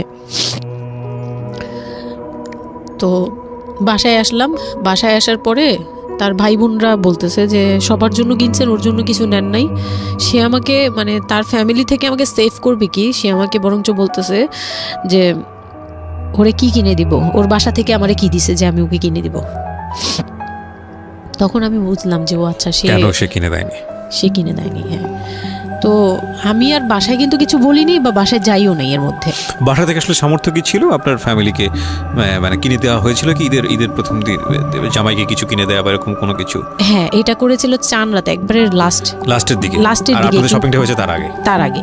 তো সে এটা বলে ফেললো প্রায় 20 রোজার পরে এই ঘটনা আর কি। তো একবারে চাঁদ রাতের দিন আমার ভাই আর কি একটা পাঞ্জাবি গিফট করলো তাকে, আর সে আমাকে আর কিছুই দিল না। হ্যাঁ, সে ভাবতেছে যে আমি বুঝি বাসায় জানানোর পরে তখন এটা করছে। হ্যাঁ, তখন গিয়ে আরো খেপে গেল যে আমি নাকি বাসায় জানাইছি, তাকে ছোট করলাম এই জন্য। কিন্তু আসলে মানে সত্যি কথা বলতে যে আমি কিছুই বলি নাই, আমার মুখ দিয়ে তখন কথাই আসতো না, আমি ম্যানেজ কি করব, আমার তো কিছুই মাথায় থাকতো না তখন। তখন আমি তো পুরো মেন্টালি একটা ইয়েতে ছিলাম। তো আমার এমনও মনে হয়েছিল তখন, মানে ওই মাসখানিক যে সে আমাকে ওই ফিজিক্যাল টর্চারগুলো করতো, তখন আমার এমনও মনে হয়েছিল যে আমি এক কাজ করি, বের হয়ে কোথাও চলে যাই, মানে অজানার উদ্দেশ্যে কোথাও চলে যাই। যদি আব্বুর এই অবস্থা না থাকতো হয়তো আমি করতাম এটা। সত্যি কথা বলতে একমাত্র আব্বুর কথাটা যখন মনে আসছে, চোখে ভাসছে যে আমার আব্বু তো মরে যাবে, তখন গিয়ে আর এটা করতে পারিনি, নয়তো ঠিকই আমি বের হয়ে যেতাম। তো ঈদ আসলো, ঈদের পরের দিন কক্সবাজারের উদ্দেশ্যে রওনা দিল। আর তার একটা অভ্যাস ছিল যে মানে সে কিছু দিলে বা করলে বা আমার জন্য যদি সে 2টা টাকাও খরচ করতো, এটা খুব হাইলাইট করতো, সবার সামনে তুলে ধরার জন্য চেষ্টা করতো। কক্সবাজার যাবে, সে খুব মানে ঢোল পিটাচ্ছে যে আমাকে নিয়ে কক্সবাজার যাচ্ছে, কিন্তু শপিং করে দেয়নি, এটা আবার হাইক করতেছে। আচ্ছা, যাই হোক, ওই সব বলতে গেলে শপিংয়ের টাকা সেভ করে আমাকে কক্সবাজার নিয়ে যাচ্ছে। তো গেলাম কক্সবাজারে, সেখানে গিয়ে আরেক ধাক্কা খেলাম যে কক্সবাজার যাওয়ার পরে প্রথম রাত মোটামুটি ভালো ছিলাম, পরের দিন সকালে সে আমার সাথে মানে এমনভাবে মানে ফিজিক্যাল রিলেশন করতে চেয়েছে যেটা সম্পর্কে আমি অবগত ছিলাম না, মানে আমি জানতাম না যে এরকম কিছুও হয়। তো এক সময় সে আমার হাত পা জোড়াজোড়ি করে ধরে, মানে প্রায় হাত পা বাঁধার মতো জোড়াজোড়ি করে সে আমার সাথে ওই রকম কিছু করতে চায়। তখন আমার মানে আমি খুব বাধা দেওয়ার পরে বা চিল্লাচিল্লি করার পরে সে আমার গায়েও হাত তোলে, 2-3টা চট থাপ্পড় দেয়। আপনাদের মধ্যে সম্পর্কের জায়গাটা কি আপনি তখনও কি ওনাকে আপনি করে বলতেন? হ্যাঁ, আমি এখনো স্টিল নাও। তার মানে বিষয়টা এরকম হয়ে গেছে যে ওই দূরত্বটা বিয়ের পরে ছিল, এবং সেই দূরত্ব থাকা অবস্থায় ও এই জিনিসগুলো প্র্যাকটিস করে যাচ্ছে ওর মতো করে, এবং সেখানে যখন ও সাকসেসফুল হতে না পারছে তখন সে আপনার গায়ে হাত তুলছে, তাই তো? সেটাই। হ্যাঁ, তারপর আর সবচেয়ে বড় কথা হচ্ছে সে তার জায়গাটা, সে তার চাওয়াগুলো সব পূরণ করতেছে, বাট আমার দিকটা দেখছে না। এবং সে যে শুধু আমার না, মানে সে মানুষটাই এমন, আগে বুঝি নেই, পরে অনেক ধীরে ধীরে গিয়ে পরে বুঝতে পেরেছি যে উনি সম্পূর্ণ সেলফ সেন্টার, মানে নিজের যেটা অধিকার সেটা সে আদায় করে নিবে, তার বাকিগুলো নিয়ে তার কোনো মাথা ব্যথা হচ্ছে বা কার কি হচ্ছে এটা দেখার বিষয় না, এই টাইপের মেন্টালিটি। তো এইগুলো করার পরে আমার মানে খুব পেইন হলো, আমার খুব কষ্ট হলো যে আমি কবে আবার ঢাকায় যাব, একটা পেইন। ওটা কি জীবনের প্রথম কক্সবাজার যাওয়া? হ্যাঁ, ওইটা আমার লাইফে ফার্স্ট। চিন্তা করে দেখুন, এক ধরনের হানিমুনি বলা চলে ওদের জন্য। হানিমুনি করা হয়েছিল, কিন্তু ওটা আমার জন্য হানিমুন ছিল না, অন্য কিছুই ছিল। আচ্ছা, খুব পেইনফুল ছিল। ওকে, যাই হোক, আমি খুব ভয়ে ছিলাম যে এখানে আমাকে মেরে ফেললেও কেউ জানবে না, এরকম একটা ফিল ছিল আমার ভিতরে। একটা জিনিস চিন্তা করতে পারেন, প্রত্যেকটা মোমেন্ট একটা মানুষ একটা মেয়ের সাথে, একটা ছেলের সঙ্গে বসবাস করছে একটা মেয়ে, এবং তাদের স্পেশাল মোমেন্টসগুলো তার জন্য ভীতির কারণ। সে হয়তোবা তখন এরকম মানে চিন্তা করছে যে এই স্পেশাল মোমেন্টটা যেন না আসে, ওর সঙ্গে স্পেশাল টাইমটা যেন আমি না হয়, রাত যেন না হয়। বিষয়গুলো তো এরকমই ছিল, কারণ ওর জন্য কিন্তু এগুলো অনেক ভয়ানক রকমের টর্চার। হ্যাঁ, তারপর আর আমার সাথে যারা ছিল, মানে ফ্যামিলি তো 2টা গিয়েছি আমরা, মানে আমার হাজব্যান্ড আমাকে নিয়ে গেছে, আর হচ্ছে আমার চাচাতো বোনের রিসেন্ট বিয়ে হয়েছিল, চাচাতো বোনের হাজব্যান্ড আর চাচাতো বোন, ওরা 2জন গিয়েছে। কিন্তু ওরা ওদের মতো ছিল, আমরা আমাদের মতো ছিলাম, এরকম আর কি। তো ওইভাবে আর আমাদের সাথে ইয়ে করা হয়নি যে একদম সব বিষয়ে ডিটেলস বলা। আর আমার চাচাতো বোন আমার অনেক বড় ছিল, যার কারণে আমি আপুকে বলতাম না, লজ্জা পেতাম। তো ওই দিক থেকে 3 দিন পরে 4 দিনের দিন আমি খুব জেদাজেদি করে, মানে কান্নাকাটি করে চলে আসবো করতেছে, কিন্তু আমাকে কেউ আর জিজ্ঞেস করতেছে না যে কেন। মানে আমার বোন জামাইও বিষয়টা খেয়াল করেনি, আমার বোনও খেয়াল করেনি যে আমি কেন বারবার চলে আসতে যাচ্ছি। হ্যাঁ, এত সুন্দর একটা ওয়েদার, ওরা তো খুব এনজয় করছিল হয়তো বা, মানে আমি তাদের এনজয়মেন্টে বাধা দিলাম, এরকম আর কি। তো খুব কান্নাকাটি করে ওই রাতেই আমি চলে আসবো। আমি বলছি তোমরা সবাই থাকো, আমি চলে যাই, মানে এইভাবে কান্নাকাটি করছে। আমি থাকবোই না, আমি আর একটা রাত এখানে থাকবো না। আমার কাছে মনে হচ্ছে তাও এলাকার ভিতরে তো থাকবো, যাই হোক, কিন্তু এখন তো আমি বাইরে আছি, অনেক দূরে। আমার কাছে এরকম মনে হচ্ছিল যে আমি যদি মরে যাই, আমি যদি যে কোনো সময় মারা যাবো, এরকম মনে হচ্ছিল। তো আমি ওই সময় বলাতে ওরা সবাই মিলে চলে আসছে, সবার মন খারাপ যে আমার জন্য চলে আসতে হলো তাদের। তো ঢাকায় আসলাম। ঢাকায় আসার পরে ঈদের ছুটির শেষে সে তার মতো করে বিজনেস করতেছে, আমি আমার মতো ঘরে ছিলাম। 2-3 মাস গেল, কোরবানি ঈদ আসলো, প্রথম কোরবানি ঈদ। কোরবানি ঈদের সময় যেটা হলো সেটা হচ্ছে আমার মামার বাসা থেকে মাংস, মানে কোরবানি ঈদের যে মাংসটা পাঠায়, পুরান ঢাকার একটা ইয়ে আছে যে নতুন বিয়ে হলে বাবার বাড়ি থেকে রান পাঠানো হয়, একবারে পুরো একটা রান ধরে পাঠিয়ে দেয়, বাবার বাড়ি থেকে মেয়েদের পাঠায়, মানে কোটাকুটি নেই, রানী পাঠিয়ে দিতে হবে একদম আস্ত আস্ত পাঠায়। এটা পুরান ঢাকার রেওয়াজি, একবারে যে কয়টা মেয়ে থাকবে ওই কয়টা রান বাসায় যাবে, মানে ওই রানগুলোর কেউ কাটতে পারবে না, একদম আস্ত পা ধরে দিয়ে দিবে একবারে। আচ্ছা আচ্ছা, ইন্টারেস্টিং তো। হ্যাঁ, এটা কিন্তু পুরান ঢাকার একটা রেওয়াজ, এখনো আছে। মানে কোরবানি হলেই সঙ্গে সঙ্গে রানটা যাবে মেয়ের বাসায়। আচ্ছা, মেয়ের বাসায় যেতেই হবে এটা। তো ওই রকম আমার মানে ওরা আশা করছিল যে আমার মামা এরকম করবে, কিন্তু আমার মামা তো প্রায় অনেক বড় গরু দেয়, আর একটা দেয় না, 2টা থেকে 3টা দেয়। তো ওনার নিজেরই আছে 3টা মেয়ে, 3 মেয়ের শ্বশুর বাড়িতে পাঠাতে হয় 3 রান। মানে এখন এক মেয়ের, বড় মেয়ের যে 20 বছর 22 বছর হয়ে গেছে বিয়ের, তারপরও পাঠাচ্ছে, প্রতিনিয়ত পাঠাতে হয়। তো ওই দিক থেকে আমি যদি এখন আরেকটা নেই, তাহলে ওনার কিন্তু আরও কাউকে উকিল দিয়েছে, বা আরও কোনো মেয়ে আছে, মানে আমার উকিল দিয়েছে, আমার খালু দিয়েছে, আরেক খালু, আমার ওই খালা হচ্ছে আমার আম্মুর খালাতো বোন, মামাতো বোন, কিন্তু আমাদের বাসায় মানে আমার নানু বাড়িতে বড় হয়েছে দেখে আমার আম্মুর খুব ক্লোজ। তো ওই খালু আমাকে উকিল দিয়েছে। তো ওই দিন করলো কি, যে এই রান পাঠায়নি বলে, সেই রান পাঠায়নি ঠিকই, কিন্তু রানের যে উপরের অংশ মানে বড় একটা পিস আমার বাসায় পাঠানো হয়েছে আমার উদ্দেশ্যে, আর নামটা আমার লিখে দিয়েছে, আমার নাম লেখা এটা পাঠিয়েছে।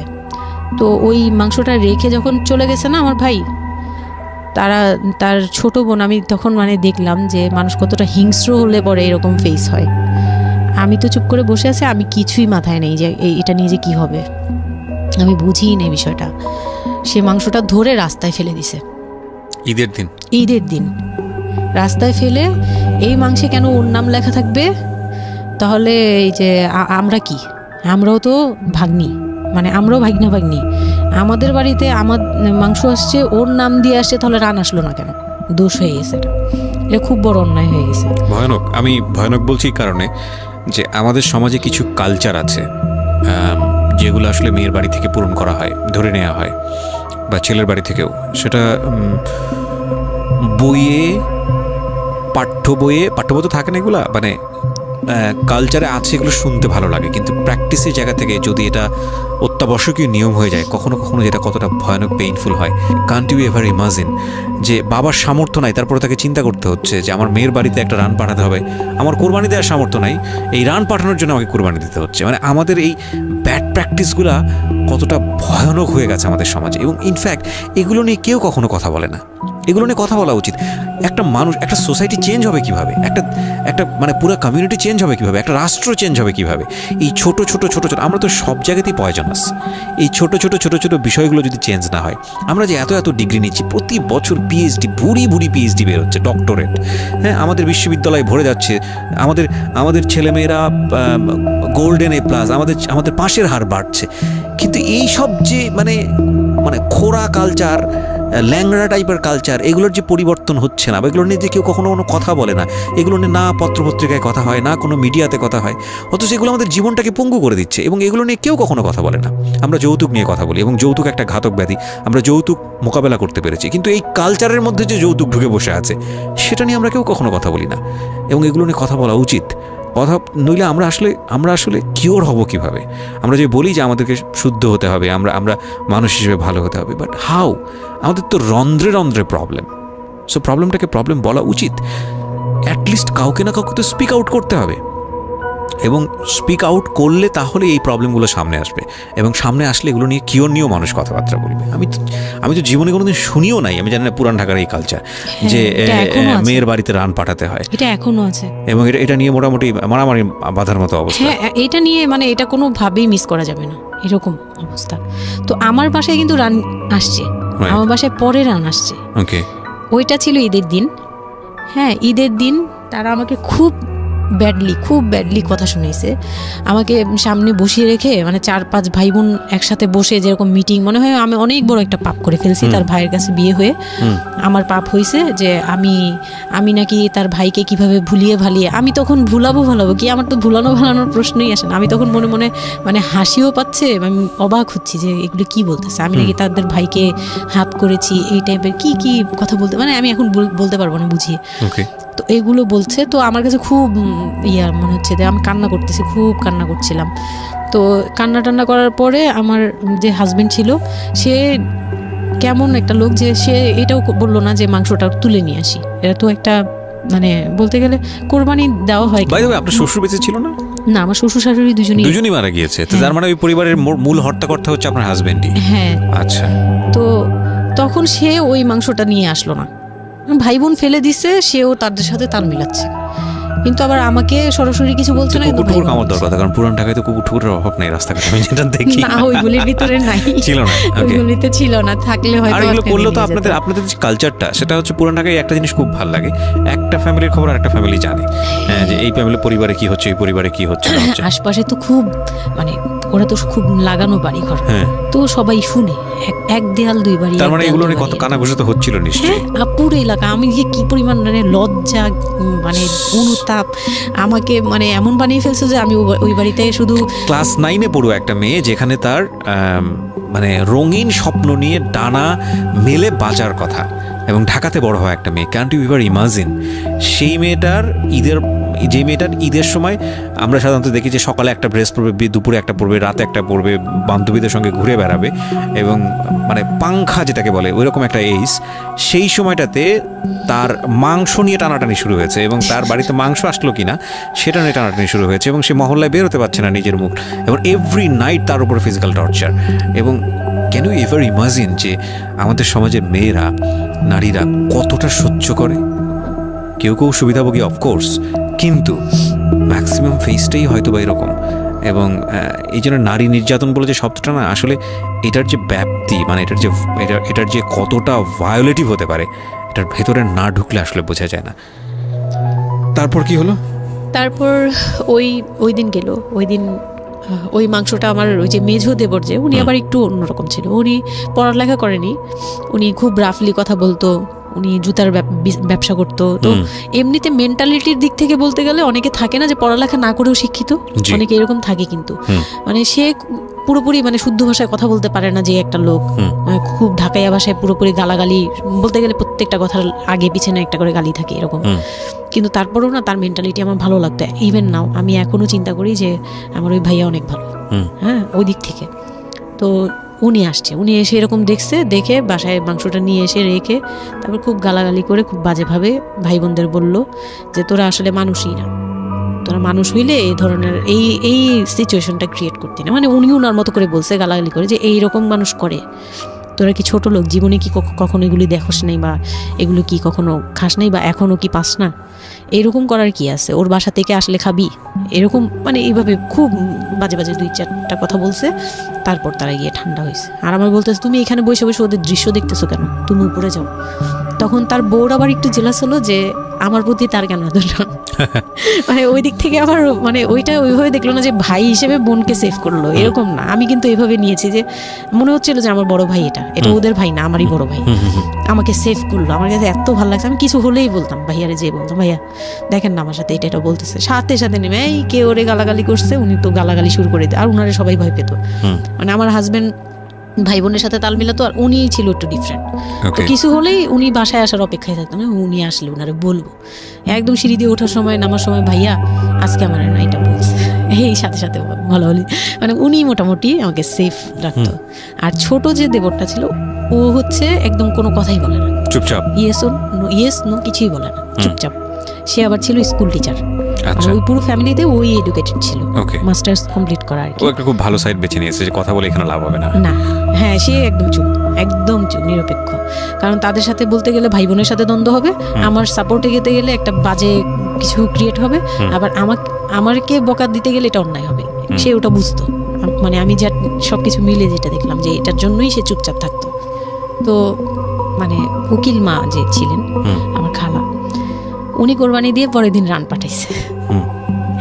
পরে এই রান পাঠানোর পরে আমার ওই যে মেজো দেবর যে ছিলেন, তিনি তো আরেকটা দিল, মানে আরেক ধোলাই দিল সবাইকে, যে ছোট লোক, এখন বল যে ও বাসায় ফোন করে বলছে বা বাসায় গেছে, ও তো কালকে থেকে বাসায় যায়নি, ওর হাতে তো ফোনও নাই, ফোন নিলে তোদের কাছ থেকেই তো নিতে হবে, তখন আমার হাতে ফোন নেই, তো ও তো বাসায়ও যায়নি, এখন বল যে এটা ও বলছে তারপর ও পাঠাইছে, তোরা এত ছোট লোক কেন, মানে ভাই বোনরাই বলতেছে।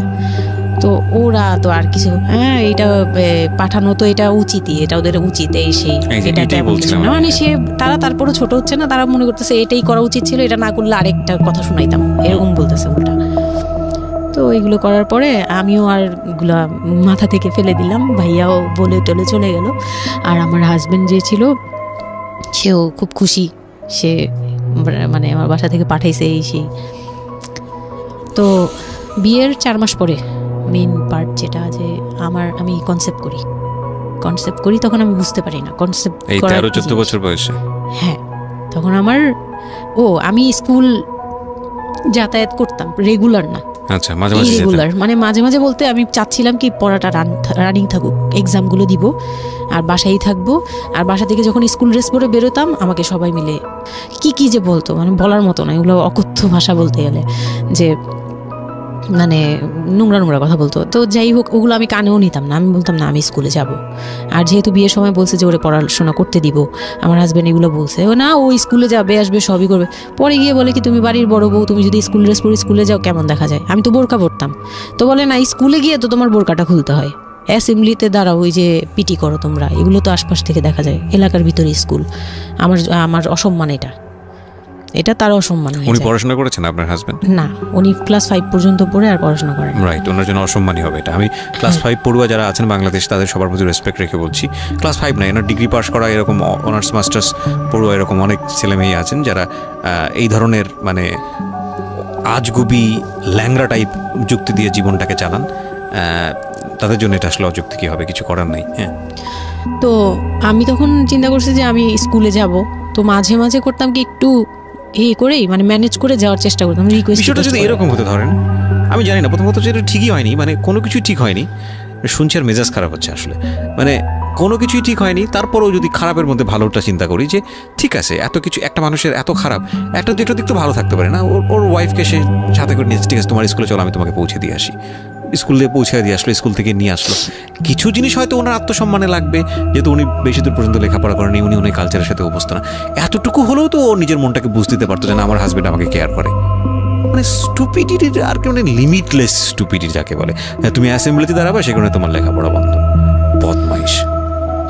তারপর স্কুল বন্ধ করে দিল। না, তখন আমি কনসেপ্ট করি, আমি বুঝতে পারিনি, আমার তখন টেস্ট পরীক্ষা চলছে স্কুলে। তো পরীক্ষা দিতে দিতে আমার মানে শারীরিক পরিবর্তন খেয়াল করলাম, যে আমার বমি লাগতেছে খুব, মানে বইয়ের দিকে তাকাতে পারছি না, খাতার দিকে তাকাতে মানে মাথা কেমন করতেছে। তখন ক্লাস 9-এ। তখন আপনি জানেন না আপনি কনসিভ করেছেন? না, তখনও মানে এইটার সিমটম ফার্স্ট। তো এইরকম হওয়ার পরে রাতে 11:30-12টার দিকে আমি না খুব গড়াগড়ি করে কান্না করতেছি, জোরে জোরে, মানে খুব গড়াগড়ি করে জোরে জোরে কান্না করতেছে। আমার মাথায় নেই যে কে শুনতেছে কে না শুনতেছে এরকম। তো এটা দেখে তার বোন, যেটা বিয়ে হয়ে গেছে, সে আবার ছিল বাসায়। তো সে দেখে বলতেছে, সে আবার মানে খারাপ লাগছে তার কাছে, বলে চলো এক্ষুনি তোমার নিয়ে হসপিটালে যাব। হ্যাঁ, ওর কি হইলো হঠাৎ করে, কি খাইছিলা তুমি, কি উল্টাপাল্টা কিছু খাইছো কি না? সেই বলছি না, আমার কেন জানি অনেক পেট ব্যথা করতে, আমি পারতেছি না সহ্য করতে, পেট জ্বলতেছে আমার খুব। তো নিয়ে গেল ডাক্তারের কাছে। তখন ডাক্তার আমার নার্ভস দেখে বললো যে she is pregnant. But 100% confirm করতে পারবেন আল্ট্রাসাউন্ড না এমনিতে, তবে উনি আর কি উনার মতো করে বলছে। আর তখন টেস্ট দিল একটা, যে রাতে নিয়ে যান, ইউরিন টেস্ট টাইপের একটা কিছু বাসায় করা যায়, ওই টাইপের একটা টেস্ট দিল। তো ওইটাই করলাম। বাসায় এসে করার পরে পজিটিভ আসছে, যেভাবে বলছে ওইভাবে করছি, করার পরে পজিটিভ আসছে। How do you feel? Positive আসার পরে মানে আমার কাছে যেটা মনে হচ্ছিল যে আমি মানে এতটা খুশি হয়েছি, আমি কিন্তু বিয়ে নিয়েও খুশি না, আমার মনে হচ্ছে এটাই আমার অ্যাচিভমেন্ট লাইফের। আচ্ছা, এতটা খুশি হয়েছে আমি বলতে পারবো না কেন। এটা আসলে ন্যাচারালি আল্লাহ হয়তো প্রত্যেকটা মেয়ের মধ্যে এই বিষয়টা দিয়ে দেন, যে নইলে আসলে মা কেন, মানে মা তো মাই, এটা আসলে আল্লাহ গিফটেড অফকোর্স। দেখেন এরকম একটা ডিফিকাল্ট সিচুয়েশনের মধ্যে, যেখানে 13 বছর বয়সে ওর আসলে এই জিনিসটা ফিল করার কথা না, সেখানে ও ফিল করতেছে, এটা কিন্তু লজিকলেস ফিল, এবং এই ফিলটা সম্পূর্ণই ন্যাচারাল। ওকে, আমার কাছে তখন মনে হচ্ছিল কি যে আমার পেটে একটা জীবন্ত কিছু আছে, এক্স্যাক্টলি, মানে এইরকম ফিল হচ্ছে। আর আমি এটাকে মানে একটা কিউরিওসিটিও, যে দেখি তো কি হয়, কতদিন পরে কি হবে, মানে এটা আস্তে আস্তে বড় হবে, এটা কি করবে পেটে, এটা কিভাবে আসবে, মানে দুনিয়াতে কিভাবে আসবে, এটা এইগুলোও জানি না আমি, যে মানে এটা বড় হলে পরে এটা যে কিভাবে দুনিয়াতে আসবে। You feel like it's a game, কোন একটা খেলা, খুব মজার একটা খেলা, হ্যাঁ, যে আমি একটা কিছু পাইছি, এটা নিয়ে থাকা যাবে এখন, এরকম মনে হচ্ছিল তখন। খুব কেন জানি খুব আনন্দ, মানে মা হওয়ার ফিল না, কিন্তু এটা মা হওয়ার ফিল না, কিন্তু কিউরিওসিটির জায়গা থেকে কিছু একটা আছে আমার সাথে, আমি এটা নিয়েই থাকবো এখন, মানে আমি একটা কিছু পাইছি এখন, আর আমি একা না, এরকম মনে হচ্ছে। তা আমি না দৌড়ে দৌড়ে বের হয়ে বললাম কি, ওই যে বোনটা আমাকে রাতে নিয়ে গেছিলো ডাক্তারের কাছে, সে তো ছিল রাতে।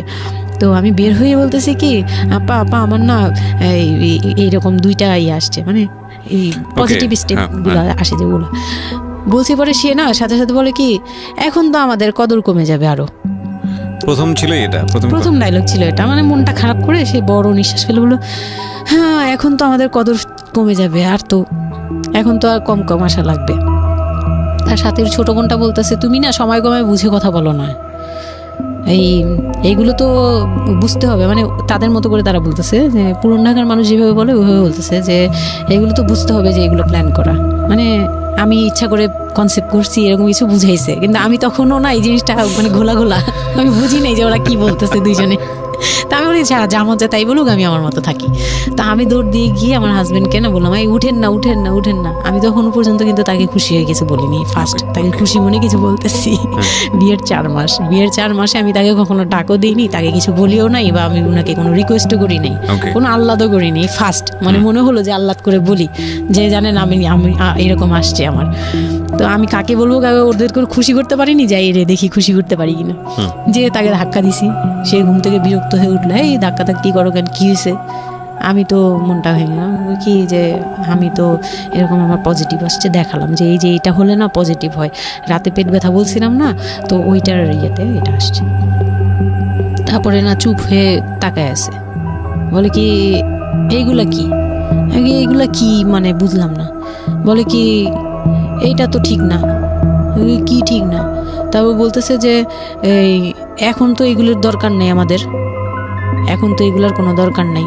তো আমি বলি আপনি আমার স্কুল যেতে দিবেন না। আমি এবার তখন খুললাম, আপনি স্কুল যেতে দেন না, তারপরে আর আমি তো এই জিনিস মানে এটা কিভাবে কি হয়েছে আমি তো জানি না। আমি ভাবছি যে আপনি হয়তো বা কিছু করছেন, আমি জানি না। আমি তাকে এইভাবেই বললাম খুলে যে আমি তো আসলে জানি না, যে আমি ভাবছি আপনি চাচ্ছিলেন এই জন্য হয়তো বা এরকম কিছু হয়েছে। আর মানে প্রোটেকশন নেওয়া টেওয়া সব কিছু তার উপর ডিপেন্ড করে। তারপর হচ্ছে এটা বলার পরে না মানে আমি আর কিছু বলার মতো ইয়েতে ছিলাম না, আমি চুপচাপ, যে ওরা কি করবে না করবে আমি কিছু জানি না।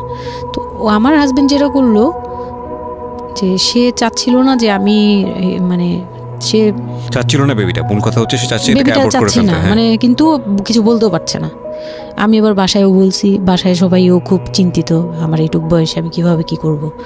আর এদিক দিয়ে আমি এবার কিছুই বলছি না, আমি আমার মতো করে চলছি, নর্মাল লাইফ কাটাচ্ছি। আমার কোনো শারীরিক পরিবর্তন তেমন আসে নাই, সত্যি কথা বলতে। শুধু একটু মানে কিছু কিছু খাবার আছে একটু বাজে লাগতো, এই ছাড়া আমার সবই নর্মাল।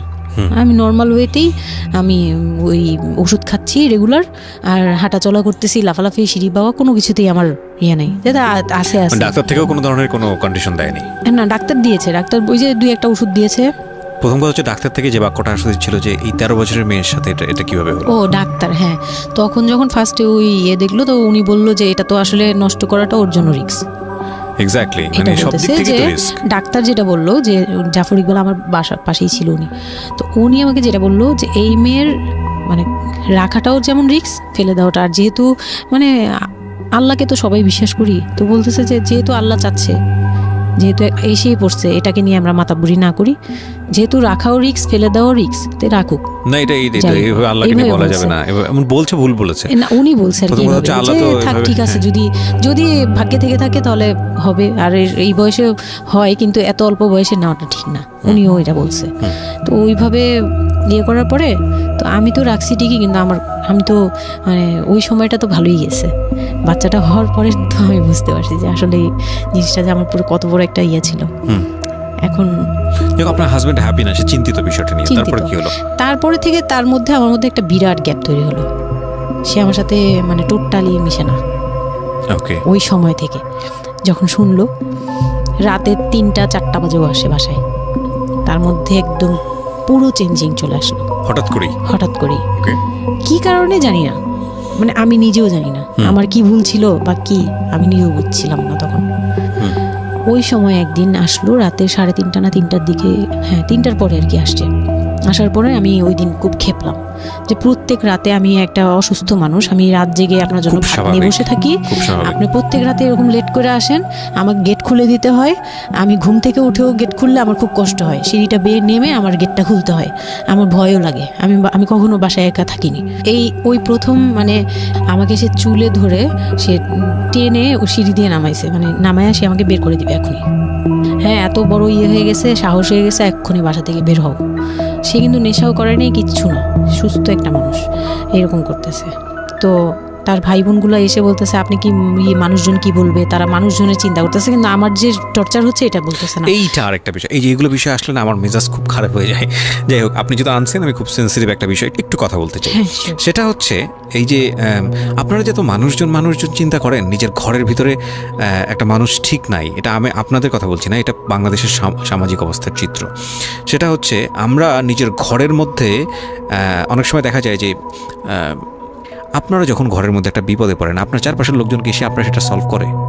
তো ফার্স্ট আপনি ঘরের কথা আগে চিন্তা করেন, আপনার মেয়ে কীভাবে ভালো থাকবে সেটার কথা চিন্তা করেন, আপনার ছেলেটা কীভাবে ভালো থাকবে সেই কথাটা চিন্তা করেন। এতে যদি আপনার দুর্নাম হয়ও কিছুটা, সেটা আপনার ওভারলুক করা উচিত। বরং আপনি যাদের কথা চিন্তা করে এই ছেলে মেয়েদের প্রতি খারাপ আচরণ করতেছেন, আপনার ছেলে মেয়ে খারাপ থাকার কারণে একটা সময় গিয়ে সেটা আউটব্রাস্ট হবেই। যেই মান সম্মানের কথা আপনি চিন্তা করতেছেন, সেই মান সম্মান আরও বেশি পরিমাণে ক্ষতিগ্রস্ত হবে। আমাদের সমস্যাটাই হচ্ছে এই জায়গাটায়, আমরা চারপাশের ঘরের লোকজন কি মনে করবে সেটা চিন্তা করি, অথচ চারপাশের ঘরের লোকজন কারা বসবাস করে, কোথা থেকে আসছে, কি অবস্থা, সেই খোঁজ খবর আমরা রাখি না। কিন্তু আমাদের মান ইজ্জত তাদের হাতে। স্টুপিড মানে ফিলসফি নিয়ে আমরা আমাদের সোসাইটিতে চলি। This is very important thing, এবং এগুলোর পরিবর্তন হওয়া উচিত। তারপরে কি হলো? তারপর এই হলো ফার্স্ট এই গেল, এইটার পরে এরপর থেকে চলতেছে কন্টিনিউ, মানে এরকম আচরণই করছে সে আমার সাথে। একটু 4 মাসের সময়টা খুব ক্রুশিয়াল একটা মোমেন্ট, খুবই ক্রুশিয়াল একটা মোমেন্ট। হ্যাঁ, সকালে উঠে আমার রুটি বানাতে হতো কন্টিনিউ, সে বাইরের নাস্তা খাবে না, তাকে রুটি বানিয়ে খাওয়াতে হবে। ওই অবস্থায় আমি মানে সকালে উঠে ঘুম থেকে উঠে রুটি বানাতাম, ওর ভাই বোনের জন্য, ওর জন্য, সবার জন্য বানাতাম। এটা না আমাদের সমাজের ছেলেরা না বুঝতেই চায় না, এবং এটা নিয়ে আমাদের কোনো শিক্ষা নাই। আসলে আমি মানে দেখলাম যে এতটা বড় কিভাবে, আমি আমার নিজেকে জড়িয়ে ওই কথাটা বলছি, কারণ আমি তো নিজেও বাবা হয়েছি, আমি নিজে থেকেও বুঝি জিনিসটা।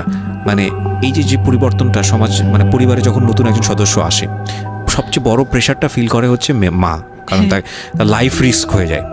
কিন্তু এখানে বাবার যে দায়িত্বটা, খুব মজার বিষয় হচ্ছে, আমি আমার নিজের এক্সপিরিয়েন্সের জায়গা থেকেই বলতেছি, যে বাবার দায়িত্বের জায়গাটা বোঝা শুরু হয় সন্তান দুনিয়াতে আসার পর থেকে, এবং তাও ইমিডিয়েটলি আসে না।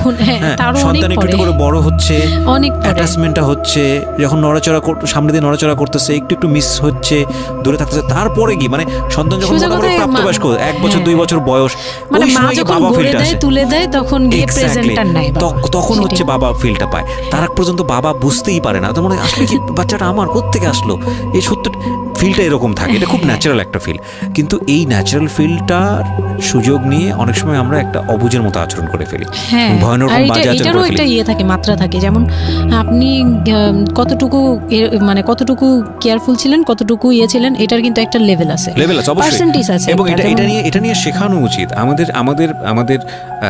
আমাদের মানে এডুকেশন সিস্টেমের মধ্যে তো নাই। এবং আমরা জানি না ম্যারেজ কাউন্সিলিং বলে অনেক একটা বিষয় আছে, এগুলো তো আমাদের প্র্যাকটিসে নাই, কোনোভাবেই নাই। এগুলো তো আমাদের কাছে মনে হয় যে বিলাসিতা, এবং আমাদের রাইট। এবং বাবা যিনি, একটা হচ্ছে যে মা হওয়ার একটা প্রিপারেশন দরকার আছে, মেন্টাল প্রিপারেশন, একটা বাবা হওয়ার জন্য একটা মেন্টাল প্রিপারেশন দরকার আছে। আমাদের সমাজে এটা টোটালি মিসিং। আমরা এই নারী দিদিদের কাছ থেকে যে গাইডটা পেয়ে আসছি, সেটা না বুঝে না শুনে প্র্যাকটিস করেছি।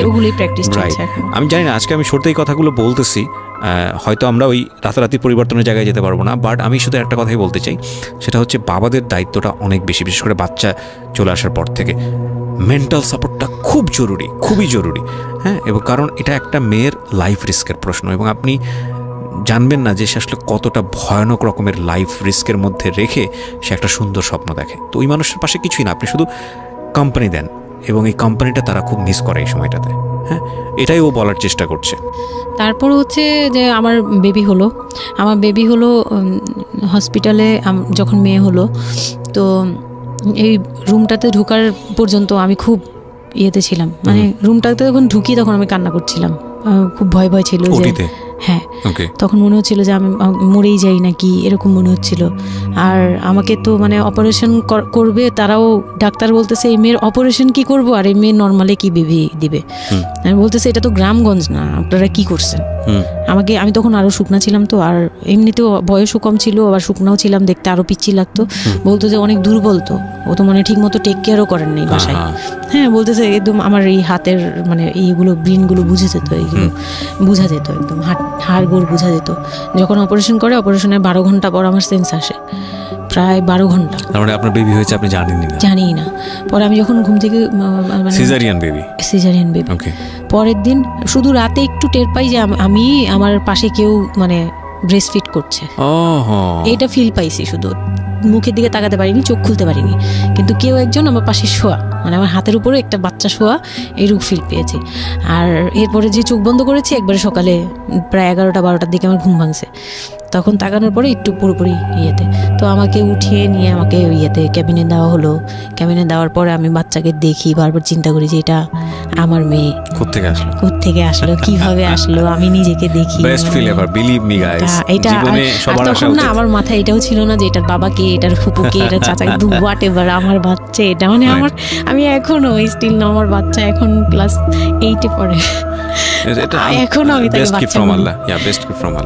হ্যাঁ, তো ও আর আমি একসাথে হাঁটলে মনে হয় কি মানে ফ্রেন্ড আমরা এরকম। পরে হচ্ছে ওই বাচ্চাটা হওয়ার পরে সে খেলে, আমার খুব ভালো লাগে, তাকে নিয়ে আমার সময় ভালো কাটে। আমার আর মানে ওর বাবার কথা মাথায় নেই যে এই লোক শুধু মানে এনে দিবে ঘরে, আমি রান্না করব, খাবো, ব্যাস ওই পর্যন্তই শেষ। আমার আর এর দরকার নেই, কাউরই দরকার নেই। আমার বাচ্চা নিয়ে আমি পুতুলের মতো খেলি সারাদিন। ওর বাবা অনেক সময় দেখা গেত, ওর বাবা তো রাতে 2টা-3টায় আসতো, আসার পরে যে খাওয়া দাওয়া করে ঘুমাবে। তো আমার তো ওই রুম ছাড়া কোনো ওয়ে ছিল না, ওই রুমে আমি হাঁটাহাঁটি করতাম, বাচ্চা কান্না করতো। একদিন এমনও হয়েছে সে আমাকে ঘর থেকে বের করে দিচ্ছে, আমি নাকি ইচ্ছা করে বাচ্চাকে কাঁদাই আর তাকে ঘুমাতে দেই না। হ্যাঁ, সে আমাকে রুম থেকে বের করে দিচ্ছে। তো রাতে এত রাতে বাসা থেকে যখন রুম থেকে বের করে দিচ্ছে, আমি সিঁড়িতে সারা রাত, মানে ওদের তো আর বারান্দাও নেই হাঁটার জায়গা। বাচ্চা কোথায় ছিল? বাচ্চা আমার কোলে, বাচ্চা টাওয়াল দিয়ে পেঁচানো আমার কোলে, সে কান্না করতেছে, আমি সিঁড়িতে বসে আছি। আর আমি যখন সিঁড়িতে বসছি, আমি জানি না কি কারণে বাচ্চার কান্না অটো থেমে গেছে। রুম থেকে বের হয়েছি না, তো ওর বাবা যে ধমক টমক দিছে, আমি জানি না কি কারণে, হয়তো বা রাতও অনেক হয়ে গেছিলো, অনেক কান্নাকাটির পরে হয়তো ও ক্লান্ত হয়ে গেছিল, ও মোটামুটি চুপ হয়ে গেছে সিঁড়িতে, নয়তো পুরো এলাকা জানার কথা এইরকম। তো আমি সিঁড়িতে বসে বসে কান্না করছি সারা রাত, মানে তখন অলমোস্ট তখন 4টা বাজে, ভেতরে ভাবে ঘুমিয়েছে নাক ডেকে। হ্যাঁ, তখন সে ঘুমাচ্ছে, ভিতরে গিয়ে ঘুমাচ্ছে। আমি এর ভয়ে রুমেই যাইনি, মানে কি না কি করবে আবার, এই জন্য রুমেই যাইনি। তো এই কাজটা করার পরে সে আমার মন থেকে আরও উঠে গেছে। আমার যে দেবর ছিল, যে বললাম যে আমাকে খুব ভালোবাসতো উনি, তো উনি আবার খুব ভোরে আসতো, জুতার ব্যবসায়ী তো, ওনাদের কারখানা সারা রাত কাজ হতো, প্রত্যেক দিন সকালে 5টা-6টা এইভাবে আসতো। তো ঘন্টাখানিক পরে উনি যখন চলে আসছে, তখন আমাকে সিঁড়ি দিয়ে ওঠার সময় মানে গেট নক করছে, ওনার ওয়াইফ নামছে উপর থেকে, নেমে বলতে তুমি এখানে কেন? আমি বললাম যে এরকম আপনার ভাই ঘুমাতে পারে না, আমাকে বের করে দিচ্ছে। তো সেও খুব নর্মালভাবে নিল ব্যাপারটা, কিন্তু তার ভাই যখন গেট খুলে দেখলো যে আমি জেগে আসি আর ওটা নিয়ে সিঁড়িতে বসছি, তখন সে গালাগালি করতেছে, শালা ওনার আবার বিয়ের 12 বছর হয়ে গেছে, কিন্তু বাচ্চা কাচ্চা হয়নি। উনি আবার এই দিক থেকে খুব ছিল যে তার খুব ইচ্ছা ছিল একটা বাচ্চার বাবা হবে। এই তো আমার কোল থেকে বাচ্চাকে নিয়ে বলতেছে, তোমরা আসলে কেউ যোগ্য না, তুমি মা হওয়ার যোগ্য না, ও তো বাপ হওয়ার যোগ্য ছিলই না কোনোদিন, কিন্তু তারপরে তোমাদের ঘরে দিছে। মানে সে গালাগালি করতেছে, না আমি এতদিন ধরে ট্রাই করতেছি, আমি পাচ্ছি না, আর ওরে দিয়ে দিছে, ওর মতো একটা অপদার্থরে দিয়ে দিচ্ছে, মানে এরকম করে বলতেছে। তারপরে হচ্ছে এই উপরে গেলাম, উপরে যাওয়ার পরে আমি ওই রুমে গেলাম, ওনারা বলতেছে আচ্ছা তুমি যাও, আমরা ওকে রাখি। ও ঘন্টাখানিক রাখলো, পরে ঘুমানোর পরে আমাকে আবার ডেকে দিয়ে দিচ্ছে বাচ্চাকে, যে ও ঘুমালে আমি দিয়ে আসবো, তুমি রুমে ওরে নিয়ে যেও না, ও আবার কান্নাকাটি করলে বড় ভাই রাগারাগি করতে পারে। তো ওইভাবে আমি আবার রুমে গিয়ে ঘুমালাম, পরে ওনারা দিয়ে গেছে। এই গেল একটা রাত। তারপর আমার বাচ্চাটা যখন 3-4 বছর হয়, মানে এইভাবে বাচ্চা কোলে আদর করতো, বাচ্চা নিত, কোলে নিত না, বাচ্চা কোলে নিতে পারতো না। ও ছোট থেকে এত বুঝতো, মানে তার বাবা কি কি পছন্দ করতো, কি কি পছন্দ করতো না, ওগুলো করতো না। মানে খুব কেয়ারফুলি, আর এত শান্ত যে তাকে যে এখানে বসে থাকতে বললে সে 2 ঘন্টাও ওইখানেই খেলতে থাকবে, কিন্তু ওখান থেকে নড়বে চড়বে না। তো আমি চিন্তা করে দেখলাম কি আমি ইম্যাচিউর মাদার তো হয়তো বা সৃষ্টিকর্তা এর জন্যই আমাকে এরকম একটা ভেবে দিয়েছে যে ওই তোমাকে বুঝুক। ইভেন নাও মানে এখন যে ও এত বড় হয়ে গেছে তারপরেও আমাকে অনেক কিছু বুঝায়, মানে সে আমার চেয়ে ভালো বুঝে, আমি বুঝি। তো যাই হোক, ও যখন 3 বছর হলো, 3 বছর 3.5 বছর, তখনই আমি তাকে স্কুলে দিব। এডিট পার্ট আর 15 মিনিট আছে। আচ্ছা, সো সুইচ করেন, হ্যাঁ, মূল বিষয়গুলো আনেন। তো ওখানে হচ্ছে 3 বছরের কালে আমি ওকে স্কুলে দিলাম। স্কুলে দেওয়ার পরে আমি ওখান থেকে ওরে স্কুলে দিয়ে আমি নিজে ভর্তি হলাম ইয়েতে, ওপেন ইউনিভার্সিটি, মানে বুঝতে পেরেছি, উন্মুক্ত বিশ্ববিদ্যালয়। হ্যাঁ, ক্লাস 9-এ ভর্তি হলাম। তো ও পড়াশোনা করে, আমিও করি। বাসায় বা আশপাশের সবাই আমাকে নানান ধরনের কথা বলে যে মা মেয়ে একসাথে স্কুল ব্যাগ নিয়ে যায়, কেমন দেখা যায়। আমি বলছি যা মন চায় তাই দেখা যাক। আমার তখন আমি একটু ডেসপারেট হয়ে গেছিলাম। এটাই বলছিলাম যে এই ধরনের মেয়েরা সাধারণত জীবনের একটা পর্যায়ে মারাত্মক রকমের ডেসপারেট হয়ে যায়।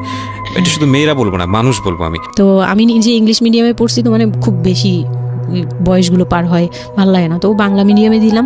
শিশু শ্রেণী থেকে 1-এ উঠে গেল 4 বছর বয়সে। এইভাবে করে সে উঠতেছে, মানে সে খুব ভালো রেজাল্ট করে। আমারও খুব মজা লাগতে লাগলো। আমি তাকে পড়াই, নিজে পড়ি, 2জন মা-মেয়ে মিলে ওকে স্কুলে দিয়ে দেখা যায় আমি আমার কোচিংয়ে যাই। আমি আবার কোচিং করা শুরু করলাম। তো সেও খুব মজা পেত যে তোমার ব্যাগ আর আমার ব্যাগ, মানে ওয়েট করতো। খুব মজার একটা সময় ছিল যে 2জনের টিফিন নিয়ে যাচ্ছি। তো আমরা খুব মজা করে এরকম ক্লাস করতাম। ওর বাবার মাঝখানে একটু জেলাসি হলো, মানে মাঝে মাঝে খুব জেলাসি করতো। তো এইগুলো নিয়ে একটা পর্যায়ে যে বিয়ের প্রায় 6 বছর বা 7 বছর কালে তার বাবা এমনভাবে একটা লোন করলো, 8 লাখ টাকার একটা লোন করলো। আমি এটা বুঝতে পারিনি, আমি তখন মাত্র এসএসসি পাস। রিপন? হ্যাঁ, 8 লাখ টাকার লোন। 8 লাখ টাকার লোন ব্র্যাক ব্যাংক থেকে।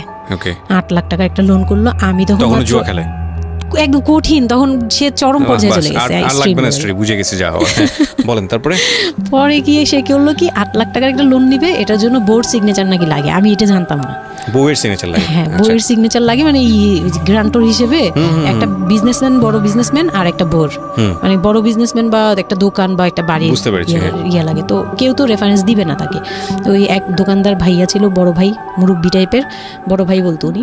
ওই লোকটা দিছে সিগনেচার, আর আমার সিগনেচার না তো কোনো ব্যাপারই না, কারণ আমাকে যা দিবে আমি তাই, আমার কি বা আছে আর আমার কাছে কি বা লিখে নিবে, মানে নাও একটা সিগনেচার দাও, তোমার কিছু হবে না, এটা জাস্ট একটা ফর্মালিটি, এভাবে বলছে। আমি সিগনেচার করে দিয়েছি। সেদিন তো আমাকে সে কি জানি খাওয়ালো, মানে আমাকে খুব ভুলায় ভালায় সিগনেচার নিয়েছে। তারপরে থেকে শুরু হয়েছে আমার মানে লাইফের সব, মানে আমি কত বড় ভুলটা করছি। তারপর থেকে সে নাই একবারে নাই। মানে সে বাসা ভাড়া নিয়েছিলাম এর মাঝখানে, এটা বলতে ভুলে গেছি যে আমার দেবর ননদের বিয়ে হওয়ার পরে ওই বাড়িটাতে, মানে ননদের বিয়ের জন্য ওই বাড়িতে হচ্ছিল না। পরে আমরা বাসা শিফট করে, মানে ওই বাসা ভাড়া দিয়ে অন্য একটা বাসায় ভাড়া গেছি, ফ্ল্যাট নিয়ে ভাড়া যাওয়ার পরে ওই ননদের বিয়ে হওয়ার পরে তারপরে আবার যার মতো আলাদা আলাদা রুম নিয়ে থাকা, মানে বাসা নিয়ে থাকা। তো আমাকে যে ফ্ল্যাটটা নিয়ে দিয়েছিল, 1 রুমের ছোট্ট একটা ফ্ল্যাট, হ্যাঁ, ওই ফ্ল্যাটে ছিলাম। তো ওইখানে আমার এই যে সিগনেচারটা করায়, মানে ভাই বোন থেকে আলাদা হওয়ার পরে সে তার ভাই বোনকেও ভয় পেত এইসব ব্যাপারে। আচ্ছা, তো আমাকে তারা হাইড করছে যে সে জুয়া খেলে, যে এটা আমাকে বলেনি। তো আমি একদিন টের পাইছি কিভাবে, যে ঈদের দিন, মানে লাস্ট ঈদ, ওনার সাথে আমার লাস্ট, মানে লোডটা নেওয়ার আগ পর্যন্ত আপনি জানতেন না যে সে জুয়া খেলে? না, তখনও বুঝি নাই। তার আগে কিন্তু আমি এটা ধরছিও, কিন্তু ধরেও বুঝতে পারিনি। 8 লাখ টাকার যে ঘটনাটা, এটা থেকেই শুরু। মানে সে হচ্ছে এই 8 লাখ টাকার লোন নিয়ে চলে গেছে। 2 মাস 3 মাস একদম, মানে টোটালি নাম্বার বন্ধ, সব বন্ধ। তারপরে ওই পরের মাস থেকে তো লোনের যে একটা ইয়ে থাকে, ইন্টারেস্ট সহ, যে ওইগুলোর জন্য তারা বাসায় পর্যন্ত চলে আসছে। এসে আমাকে অপমান করতেছে যে আপনি সহজ জানেন, আপনি না জানলে এটা সম্ভবই না, আপনি জানেন, নয়তো আপনি সিগনেচার দিলেন কিভাবে, সিগনেচার কি না জেনে দিয়েছেন। তখন আমি কান্নাকাটি করে বলছি যে আমি আসলে এই বিষয়টা বুঝি নাই। তো ওনাদেরকে বলার পরে ওনারা বুঝছে যে আসলে ঘটনাটা এরকমই। তো প্রায় 6-7 মাস যাওয়ার পরে দেখি উনি আর আসেই না। তারপর আমি বাসা চেঞ্জ করে আমার বোনের সাথে বাসা নিলাম, রুম নিলাম। একটা রুম নিয়ে মেয়েকে নিয়ে খুব কষ্ট করে থাকি। আমি একটা জব নিলাম ভালো একটা কোম্পানিতে। তখন আমি এসএসসি পাস, তো এসএসসি পাশের সার্টিফিকেট নিয়ে একমাত্র মার্কেটিং সেলসে জব হয়, এছাড়া কিন্তু আর কোথাও ভালো জব হয় না। আমি খোঁজ খবর নিয়ে দেখলাম যে না, মার্কেটিং এর সেলসে যেহেতু জব আছে, তো ইউনিলিভারের খুব ভালো একটা পজিশনে জব নিলাম। সেলসে জব নিলাম পরে মোটামুটি 10-12 হাজার টাকার মতো স্যালারি ছিল, ওটা দিয়েই চলতাম। মেয়েকে নিয়ে বাড়ি ভাড়া দিতাম 4-4.5 না, আমি যখন তারপর হুট করে একদিন আসছে, এসে তারপর দেখি ঘরে বসে থাকে, সারাক্ষণ ঘরে বসে থাকে, ব্যাংকের লোক আসবে শুনলেই বের হয়ে যায়, আর বের হয়ে আবার 2-3 দিন থাকে না, আবার আসে। মানে একটা কেমন খেলা, লুকোচুরি জীবন। হ্যাঁ, লুকোচুরি জীবন, বিজনেস শেষ, বিজনেস টিজনেস কিচ্ছু না। উনি থাকে, আমি রান্না করলে উনি খেয়ে চলে যায়। আর উনি যে খায়, মানে তখন জিজ্ঞেসও করে না যে মেয়ে খাইছে বা তুমি খাইছো কিনা, কিচ্ছু না। কেমন জানি মানে একটা মানে পশু টাইপের হয়ে গেছিল, মানে বলতে গেলে গরু ছাগল যেরকম থাকে ওরকম। সে আসে যায়, ব্যাস এই পর্যন্তই। তো সে একটা টিভি কিনছিল আমার বিয়ের পরের থেকে, সে কোনো কিছু কিনে নেই, একটা টিভি কিনছিল। লাস্ট মানে যে ছোট লোকই পানাটা করছে সে, যেদিন আমার সাথে, আমি তো তার সাথে ঝগড়াও যেতাম না, তর্কেও যেতাম না, কোনো ধরনের ইয়েতেই যেতাম না। মানে ওই লোকটা এরপরে যে লাস্ট কাজটা করলো, যেটার উপর থেকে মানে পুরোপুরি মন থেকে উঠে গেল, যে একটা টিভি ছাড়া তার ঘরে কোনো কিছু কেনা ছিল না, সব আমার করা। মানে আমার গহনা গাটি বলেন, যাই বলেন ছিল, যাই ছিল টুকিটাকি সব আমার নিজের করা। শুধু ওই টিভিটা সে কিনছিল নিজের টাকায়। সে যাওয়ার সময় মানে একদিন চিল্লাচিল্লি করলাম, মানে আমি আর সহ্য করতে পারছিলাম না, যে প্রত্যেক রাতে আসি, আমি ডাল ভাত যাই রান্না করি, অনেক সময় দেখা যায় ডালও নাই, চাল আছে শুধু, একটা ডিম নিয়ে আসছি, ভাজছি, ভেজে নিয়ে সামনে বসছি, সে খেয়ে উঠে গেল। মানে আমি আর আমার মেয়ে না খাওয়া, বাচ্চাটার জন্য সে মানে এরকম টাইপের, মানে নেশাখোররাও এর চেয়ে ভালো। আমার মনে হয় যে একটা এডিক্ট হলেও সেও চিন্তা করবে যে আমার বাচ্চাটা খাইছে, তো কিন্তু তার মধ্যে এই ফিলটা নাই। তো আমার একদম বিরক্ত হয়ে গেলাম এক পর্যায়ে। তারপর আমি বললাম যে আপনি আর কত এরকম করবেন, আপনি এরকম কেন শুরু করছেন, আপনি কি চান আসলে, আমাদের কাছে কি চান? তারপর সে বলতেছে যে আমার বোন আসছে, আমার বোনকে বলতেছে যে আমি নষ্ট হয়ে গেছি, আমি কি করে টাকা আনি, হ্যান ত্যান। বুঝতে পেরেছি, শেষ সম্বল আর কি, যা বলার আর কি। হ্যাঁ, পরে আমি তো আর আমার বোনও খেপছে, আমার বোন জামাইও খুব রাগা। হ্যাঁ, আপনারা আসলে ওরে ইয়ে করতেছেন, লাই দিচ্ছেন, এই সেই উল্টাপাল্টা কথা বলে টলে সে চলে গেল।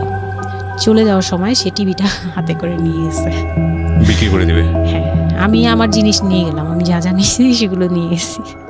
তো আমি সবচেয়ে মানে খারাপ লাগছে জিনিসটা, যে এতটা ছোট লোকের সাথে আমি ছিলাম এতটা বছর। তখন আমার মনে হয়েছে যে এরকম একটা ছোট মনের মানুষের সাথে আমি এত বছর ছিলাম, এটা বলতে লজ্জা হয়। এই যে গেছে সেই লোকটা আর আসে নাই। তো আমার মামা যেটা বললো যে তোমাদের আসলে এইভাবে ঝুলে থাকলে, তখন তো 2 বছরের মতো প্রায় আমরা সেপারেটেড, মানে আলাদা থাকি। সে চলে গেছে 2 বছরের মতো হয়ে গেছে। তো বলতেছে 2 বছর পর এসে এই যে আজকে বললো এই কথা, আবার যে 1 বছর পর এসে আরেকটা ঝামেলা করবে না, এমন কোনো কথা নাই। আর আমার মামা তখন আমাকে বলতেছিল তোমাকে আমরা একটা বিয়ে দিব, তোমার এখনো ওই বয়স আছে, এই সেই। আমি তো তখন একবারেই না, আমি বিয়েটি আর করতেই পারবো না, আমার মেয়ে আমি বড় করবো, এটাই আমার টার্গেট। তো তারা বলতেছে আচ্ছা ঠিক আছে, বিয়ে করো বা না করো, তোমার এইটার একটা সাইড করা দরকার।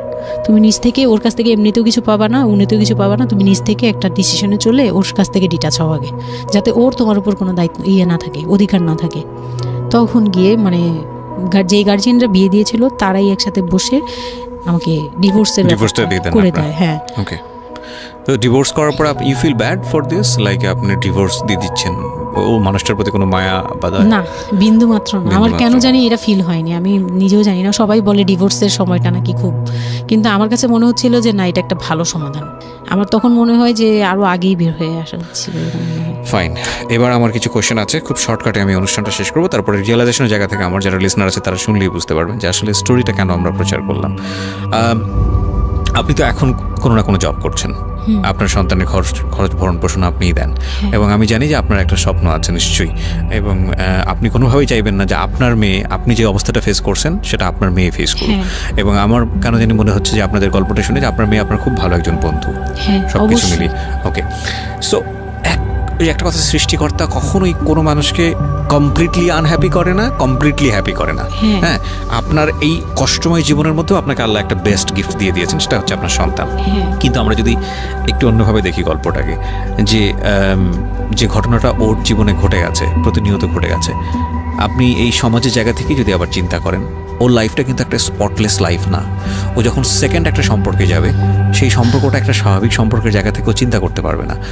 এবং ওকে যখন একটা মানুষ নিজের জীবনে নিতে যাবে সম্পর্কের বাইরে এসে, তখন একটা জিনিস চিন্তা করবে যে ওর একটা পাস্ট লাইফ আছে, ওর একটা মেয়ে আছে। মেয়ের বয়স কত বছর চলছে? 12 বছর চলছে। এবং ওর বয়স যেখানে আপনার কত? 21?